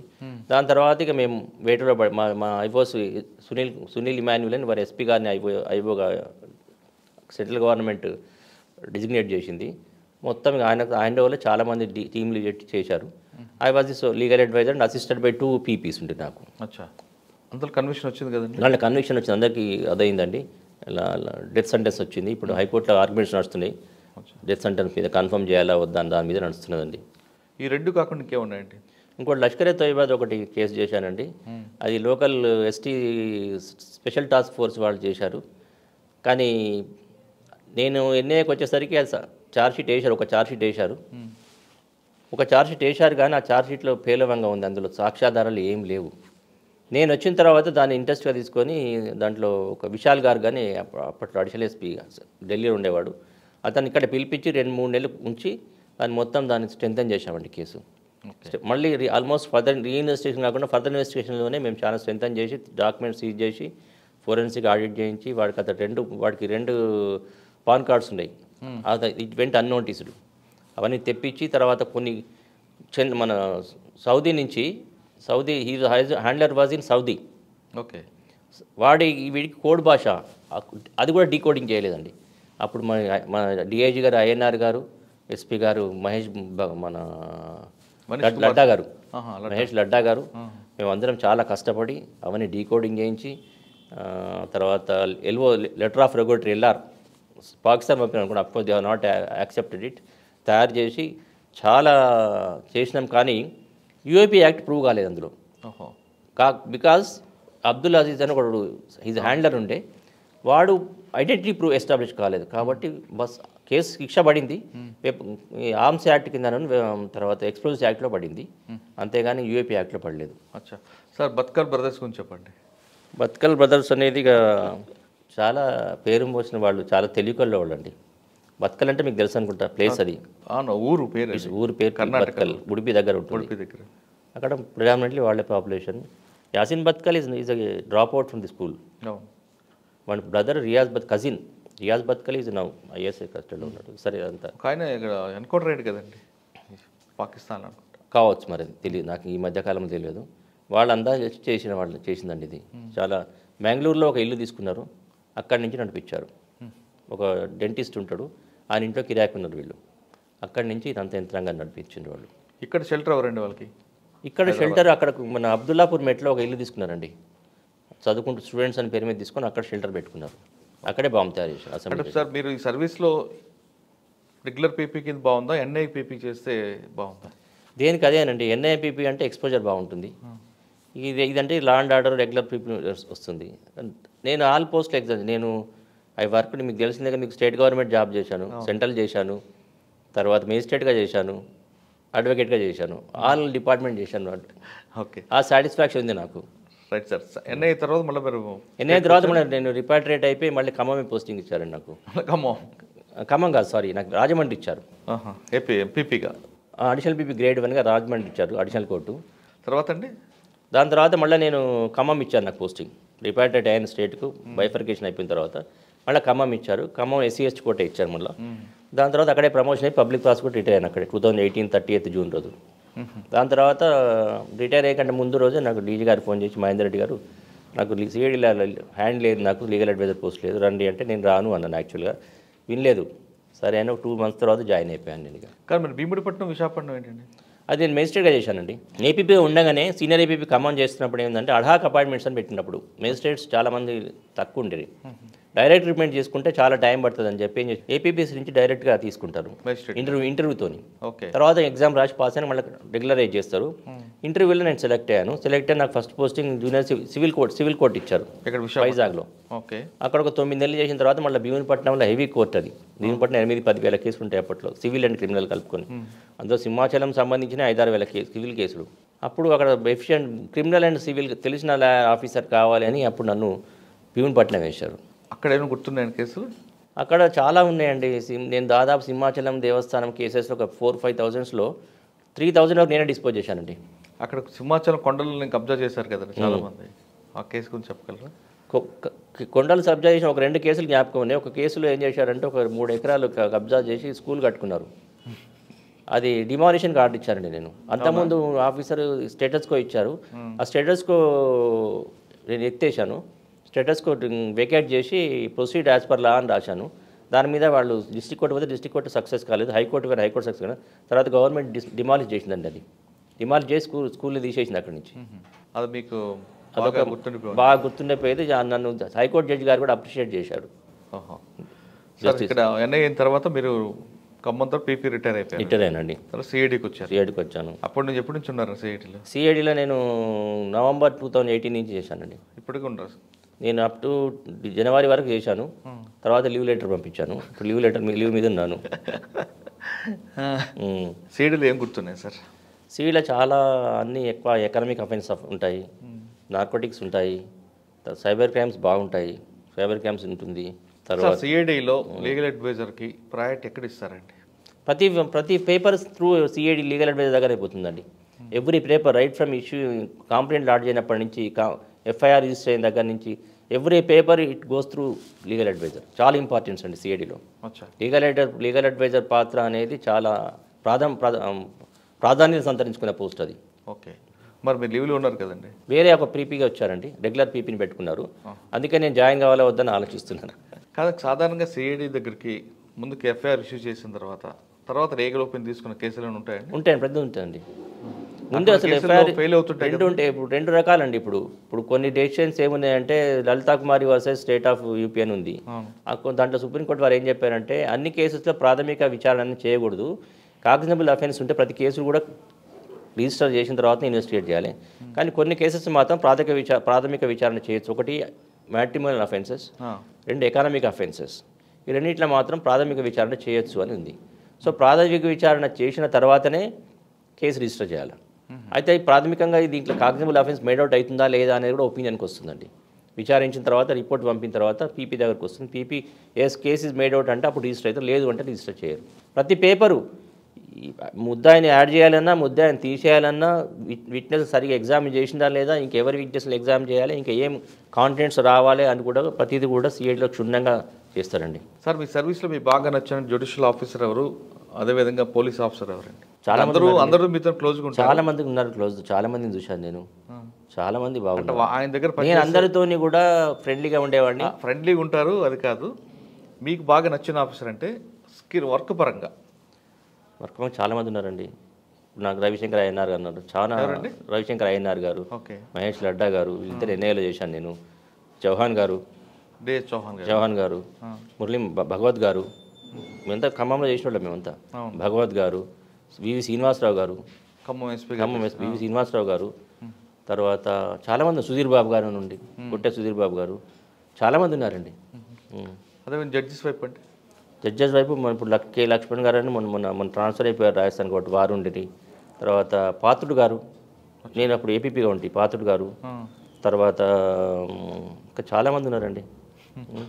అంటే ఒక్కొక్కరితో ఒక స్టైల్ ఉంటుంది, ఒక్కొక్కరు ఒక విధమైన జడ్జిమెంట్ తీర్పు ఉంటుంది. కానీ అందరూ కూడా చాలా కష్టపడేవారండి. సార్, మీరు డిపార్ట్మెంట్కి వచ్చినప్పుడు మీరు అన్నట్లుగా సీనియర్ దగ్గర నేర్చుకున్నారు. నైట్ టైం 10, 11, 12 వరకు ఉండేవారు. మనం ఇందాక డిస్కస్ చేసినట్లుగా ఇప్పుడు ఆ సిస్టమే లేదు. దీన్ని మనం సీనియర్ ఆఫీస్కి పోయేటోళ్ళు తక్కువ. పోగానే ఏమవుతుంది, తెల్లారి ఏ కోర్టులో ఏ ఫైల్ ఫైల్ పట్టుకొని పోమని చెప్పడం తప్ప నేర్పించేవాళ్ళు లేరు, నేర్చుకునేవాళ్ళు లేరు. ఇద్దరు లేరంటారా? ఇద్దరు లేరు. నేను అంటే చాలామంది 90%, మిగతా 10% ఉండొచ్చు. నేర్పించే వాళ్ళు తగ్గిపోయాను, నేర్చుకునే. ఎందుకంటే కేసెస్ ఎక్కువైపోయినాయి. దీన్ని ఏమంటారు, స్పీడ్ యుగం అయిపోయింది, ఎవ్రీథింగ్ ఆన్లైన్ అయిపోయింది. దాంతో కూర్చుని ఆఫీస్లో 2-3 గంటలు కూర్చుని ఓపికగా ఒక ఫైల్ చదివి దాంట్లో లోటుపాటు సీనియర్తో చర్చించే వాళ్ళు చాలా తగ్గిపోయింది. సార్, కోర్టులో కేసులు పెండించే కారణం ఏమనుకుంటారు? చాలా ఉన్నాయండి. ఇప్పుడు ఫర్ ఎగ్జాంపుల్ కోర్టులో కొద్ది రోజులేమో జ్యుడిషియల్ ఆఫీసర్ డెత్ తక్కువ మంది ఉండేవాళ్ళు, ఒక్కొక్క 2-3 కోర్టులకు కలిపి ఒక్కడే ఉండేవాళ్ళు. ఇప్పుడు ఆల్మోస్ట్ అది ఇప్పుడు తగ్గిపోయింది. అన్ని కోర్టులకు జ్యుడిషియల్ ఆఫీసర్ వచ్చారు, బాగా ఇంటర్ తీసుకుంటారు. ఇంకొకటి ఏపీపీల సంఖ్య తక్కువ ఉండేది. ఇప్పుడు మెజిస్ట్రేట్ కోర్ట్స్ ఇప్పుడు మేము చేసినప్పుడు, నేను సెషన్స్ కోర్టు చేసినప్పుడు కూడా ఒక్కొక్క కోర్టుకు 3 కోట్లకు 4 కోట్లకు ఇన్ఛార్జ్ ఉండేటోళ్ళం. ఇప్పుడు ప్రతి కోర్టుకు ఒక ఏపీపీ వచ్చింది, ప్రతి కోర్టుకు ఒక జడ్జి వచ్చింది. కాబట్టి ఇప్పుడు స్పీడ్ డిస్పోజల్ అవుతుంది. అయితే ఒకటి అందరికి గుర్తుంచుకోవాల్సింది ఏంటంటే, ఏ రేషియోలో అయితే కేసెస్ ఫైల్ అవుతాయో ఆ రేషియో డిస్పోజ్ చేయడం కష్టం. ఒక కేసు ఛార్జ్షీట్ చేయాలంటే ఒక 1 మంత్ కావచ్చు, కానీ డిస్పోజ్ చేయాలంటే 1 ఇయర్ పడుతుంది. ఎందుకు కారణము అంటే సాక్షులు సరిగా టైంకు రాకపోవచ్చు, సాక్షులను ప్రొడ్యూస్ చేయలేకపోవచ్చు. ప్రొడ్యూస్ చేసినా కూడా కొన్నిసార్లు చీఫ్ ఎగ్జామినేషన్ అయినాక క్రాస్ ఎగ్జామినేషన్ టైం అడగవచ్చు. ఇవన్నీ కూడా చాలా లోటుపాటుని ఇవన్నీ కనుక తగ్గిస్తే స్పీడ్ డిస్పోజల్ పాసిబుల్ అండి. సార్, మీరు చెప్పిన కారణాలతో పాటు ఇన్ఫ్రాస్ట్రక్చర్ అసలే లేదు. ఇప్పుడు డెవలప్ చేస్తున్నారు.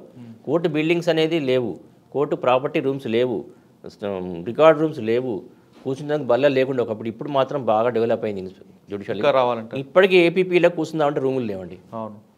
టాయిలెట్స్ కూడా లేవట కదా? ఏవి లేవండి, టాయిలెట్లు లేవు, రూమ్స్ లేవు.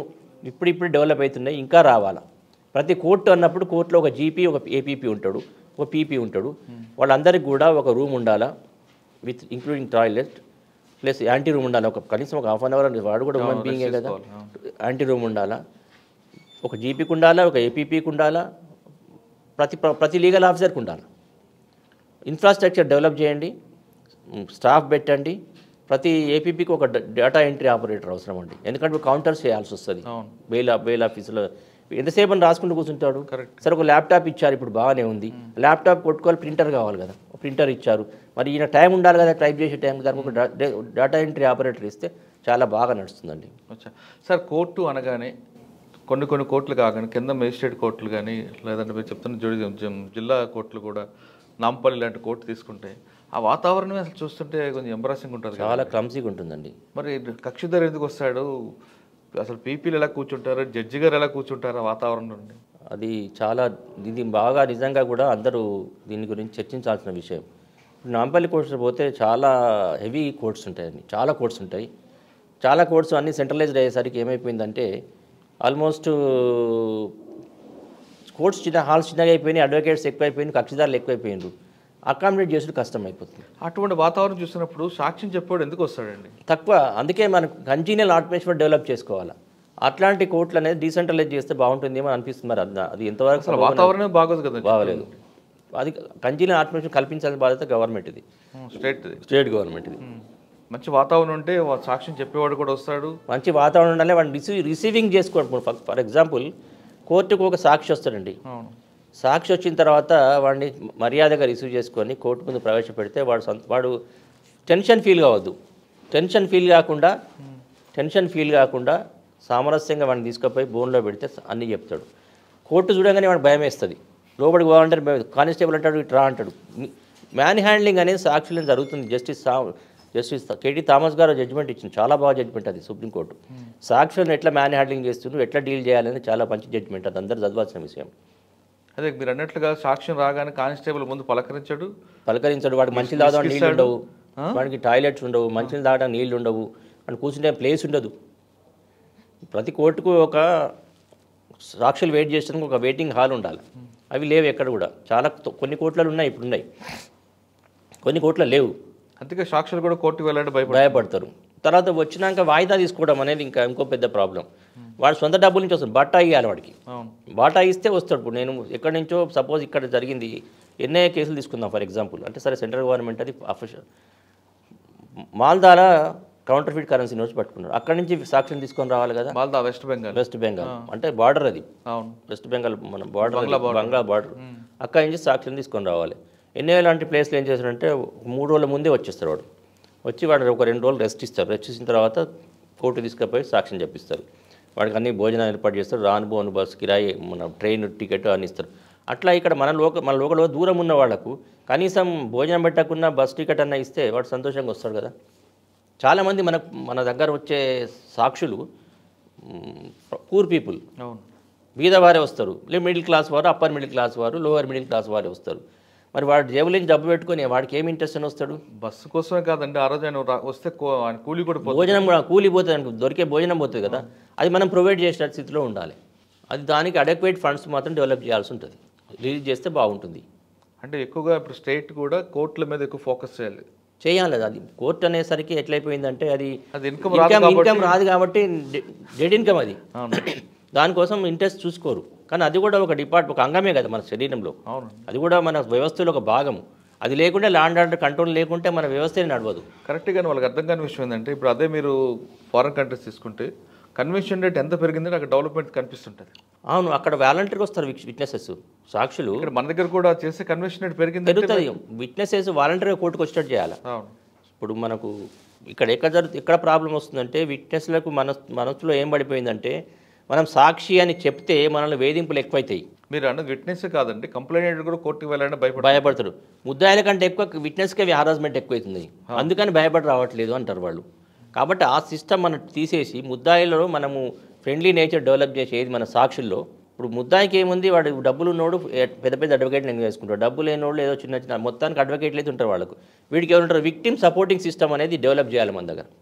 విక్టిమ్ సపోర్టింగ్ సిస్టమ్ ఇప్పుడు కాన్సెప్ట్ ఉంది, డెవలప్ చేద్దామని ఉంది. దాన్ని ఇంకా బాగా డెవలప్ చేయడం వల్ల విక్టిమ్కి మనం ఒక రకమైన కాన్ఫిడెన్స్ ఇస్తే, విక్టిమ్కే కాదు సాక్షులకు కూడా కాన్ఫిడెన్స్ ఇచ్చి వాళ్ళని తీసుకొచ్చి వాళ్ళని ప్రాపర్గా మనం బిహేవ్ చేస్తే వాళ్ళతోటి వాళ్ళకు ఒక కంజీనియల్ అట్మాస్ఫియర్ కనుక మనం ఒక మంచి అట్మాస్ఫియర్, మంచి వాతావరణం కల్పించగలిగితే వాళ్ళకి ఫ్రీ అండ్ ఫ్రాంక్గా వాడు టెన్షన్ పడకుండా సాక్షులు చెప్తారు, కన్విక్షన్ రేట్ పెరుగుతుంది. సార్ ఫైనల్గా చెప్పండి, ఈ ప్రొఫెషనల్ రావాలనుకుంటే మీరు ఏం చెప్తారండి? ఆల్రెడీ ఇక్కడ ఉన్న వాళ్ళకి ఏం చెప్తారు, కొత్తగా వచ్చి ప్రొఫెషనల్ రావాలని రమ్మని నేను ఆహ్వానం ఇస్తాను. కానీ వచ్చి ముందు నేర్చుకోండి. ముందు రాగానే సంపాదన కాదు, ముందు కష్టపడండి, నేర్చుకోండి. సంపాదన అనేది అదే వస్తుంది. ఇప్పుడు over a period of time మనం ఇప్పుడు నేనున్నాను, ఫర్ ఎగ్జాంపుల్ నేనే 1986లో వచ్చాను. నేను రాగానే దాదాపు ఒక 5-6 నెలల వరకు నాకు నెలకు 100 రూపాయలు కూడా రాలేదు. బండి పెట్రోల్ కూడా లేదు. మా నాన్నగారు ఇస్తే తీసుకొని బండి నడుపుకునేవాళ్ళం. రాగానే డబ్బులు రావు కదా, కొద్ది రోజులు కష్టపడండి. మీకు అంటే ఒక గుర్తింపు తెచ్చుకోండి. ఇప్పుడు నలుగురు కోర్టుకు వస్తారు, మిమ్మల్ని చూస్తుంటారు, మీ బిహేవియర్ చూస్తుంటారు, మీ వాగ్దాటి చూస్తుంటారు, మీ రిప్రజెంటేషన్ చూస్తుంటారు కోర్టులో. చూసి ఈ లాయర్ గారు అయితే పర్వాలేదు, బాగానే చేస్తున్నారు అనేది మీకు ఇంపాక్ట్ కానీ ఇంప్రెషన్గా క్రియేట్ చేయగలిగితే కేసులు మీకు తప్పకుండా వస్తాయి. అంతేగాని మీరు రాగానే నాకు సాక్షులు రావాలి, కేసులు రావాలి అంటే రాదు. కష్టపడండి, చట్టం నేర్చుకోండి, చట్టం అప్ టు డేట్ ఉండండి. మారిన చట్టాలు, మారిన పరిస్థితులు, కొత్త చట్టాలు వస్తుంటాయి. అప్డేట్గా మీరు చట్టాలు నేర్చుకొని చదువుకొని రెడీగా ఉంటే సాక్షులు వస్తుంటారు, కేసులు వస్తుంటాయి. కేసులు వచ్చినప్పుడు మీరు కరెక్ట్గా కష్టపడి మీరు కేసు క్షుణ్ణంగా చదివి దాంట్లో ఏముంది అనేది నేర్చుకొని కష్టపడితే మీరు ఒక కేసు సక్సెస్ అయితే మీకు 100 కేసులు వస్తాయి. అదే ఒక కేసు ఆదిలోనే మీకు పోయిందనుకోండి, మీకు 10 కేసులు తగ్గిపోతాయి. కాబట్టి మీరు జాగ్రత్తగా సీనియర్కు సేవ చేయాలి. ఫస్ట్ సీనియర్ ఆఫీసులో చేరంగానే సేవ చేసి సీనియర్ కావాల్సిన సర్వీసెస్ మీరు రెండర్ చేసి మీరు సీనియర్ దగ్గర డిస్కషన్ చేయాలి, సబ్జెక్ట్ డిస్కషన్ చేయాలి, కేసు డిస్కషన్ చేయాలి. చేసి సీనియర్ కూడా మీరు ఎట్లా ఇంప్రెషన్ క్లియర్ చేయాలంటే మనం డిస్కషన్ చేస్తారే వీడికి కొంచెం నేర్చుకోవాలని ఉన్నది అని కనుక సీనియర్ కనుక తెలిసి వీడు కొన్ని పర్లేదు, వీడికి మనం రెస్పాన్సిబిలిటీ ఇస్తే నిర్వర్తిస్తాడు అనే ఇంప్రెషన్ కనుక సీనియర్ దగ్గర క్రియేట్ చేయగలిగితే తప్పకుండా మీకు సీనియర్ ఇంపార్టెన్స్ ఇస్తాడు. సీనియర్ మీకు కేసులు ఇస్తాడు, మీకు కేసులు రిప్రజెంట్ చేయొచ్చు. తర్వాత మీరే ఇండిపెండెంట్గా పెట్టుకోవచ్చు. అందరూ రాండి, కానీ ఓవర్ నైట్ మీరు రాగానే మీకు 2-3 రోజుల్లోనే ఒక 2 నెలలు 6 నెలల సంవత్సరం లోపల మీరు కారు కొనుక్కోవాలి, బండి కొనుక్కోవాలి కాదు. దయచేసి మీరు అందరూ కూడా నా రిక్వెస్ట్ ఏంటంటే మీరు కష్టపడండి, చట్టం నేర్చుకోండి. చట్టం చదివింది వేరు, ఇంప్లిమెంట్ చేసేది వేరు. కోర్టులు నడిచే ప్రొసీజర్ వేరు. మీరు చదవండి. మీరు అందరు బ్రిలియంట్ స్టూడెంట్, చాలా బ్రిలియంట్ గోల్డ్ మెడలిస్ట్ కూడా ప్రొఫెషనల్ సక్సెస్ అయిన వాళ్ళు చాలా తక్కువ మంది ఉన్నారు. కాబట్టి చదవండి, ప్రాక్టికల్గా నేర్చుకోండి. ఇంకొక నా రిక్వెస్ట్, చాలా మంది జూనియర్స్ కోర్టుకు వస్తారు, కాల్ వర్క్ అని ఉంటుంది తెలుసుగా మీకు. కాల్ వర్క్ అంటే కేసులు పిలిచి వాయిదా వేస్తారు, నడిచే కేసులు పక్కన పెడతారు, ఆ రోజు ట్రయల్ జరిగే కేసులు. చాలా మంది అడ్వకేట్లు జూనియర్స్ ఏం చేస్తారంటే కాల్ వర్క్ అయిపోగానే పోయి క్యాంటీన్లలో చెట్ల కింద ఉంటారని అపవాదు ఉంది. ఎంతవరకు నిజం అనేది తెలియదు, కానీ కొంతవరకు నిజం. అట్లా కాకుండా కేసులు నడుస్తున్నప్పుడు సీనియర్ అడ్వకేట్లు కేసులు వాదిస్తున్నప్పుడు, కేసులు క్రాస్ ఎగ్జామ్ చేస్తున్నప్పుడు, చీఫ్ ఎగ్జామ్ చేసినప్పుడు కూర్చొని కొత్త వారు ఒక బుక్ పెట్టుకొని ఏం అడుగుతున్నారు, ఏ కేసులో ఏం అడుగుతున్నారు, క్రాస్ ఎగ్జామినేషన్ ఏం జరుగుతుంది, చీఫ్ ఎగ్జామినేషన్ ఇలా సెక్షన్ ఆఫ్ లా అయింది. ఫస్ట్ రాగానే ఆ కేసు నడుస్తున్నప్పుడు ఛార్జెస్ ఏమి ఉన్నాయి రాసుకోవాలి. ఛార్జెస్ ఏం సెక్షన్ల కింద ఛార్జ్ చేశారు, 498A 3 and 4 DP యాక్టా, 324 34 ఇట్లా ఇవన్నీ రాసుకున్న తర్వాత ఏం ఎవిడెన్స్ వస్తున్నది, చీఫ్ ఎగ్జామినేషన్ ఏం అడుగుతున్నాడు, క్రాస్ ఎగ్జామ్ ఏం అడుగుతున్నాడు, దీంట్లో లీగల్ ఆస్పెక్ట్ ఏమిది, ఫ్యాక్చువల్ ఆస్పెక్ట్ ఏమిది, అవన్నీ రాసుకుంటే మీకు మీరే నిష్ణాతులు అయిపోతారు, మీకు మీరే మంచి లాయర్లు అవుతారు. అంతేగాని మీరు అనవసరంగా బయట తిరిగి బారూంలో కూర్చోవడం కాదు, బయట ఫ్రెండ్స్తో మీరు మాట్లాడడం కంటే కోర్టు హాల్లోనే మీరు ఉండండి. పొద్దునుంచి సాయంత్రం దాకా కష్టపడండి, నేర్చుకోండి. ఇది చాలా పెద్ద ప్రొఫెషన్, సముద్రం లాంటి ప్రొఫెషన్ లా ప్రొఫెషన్ అనేది. అందరూ కూడా తప్పకుండా 99% షేర్ అవుతారు. ఓకే, మీ ద్వారా లాయర్లు అనేవాళ్ళు సమాజ మార్గదర్శకులు కూడా అవుతారు. మీ ద్వారా చాలామందికి న్యాయం జరుగుతుంది.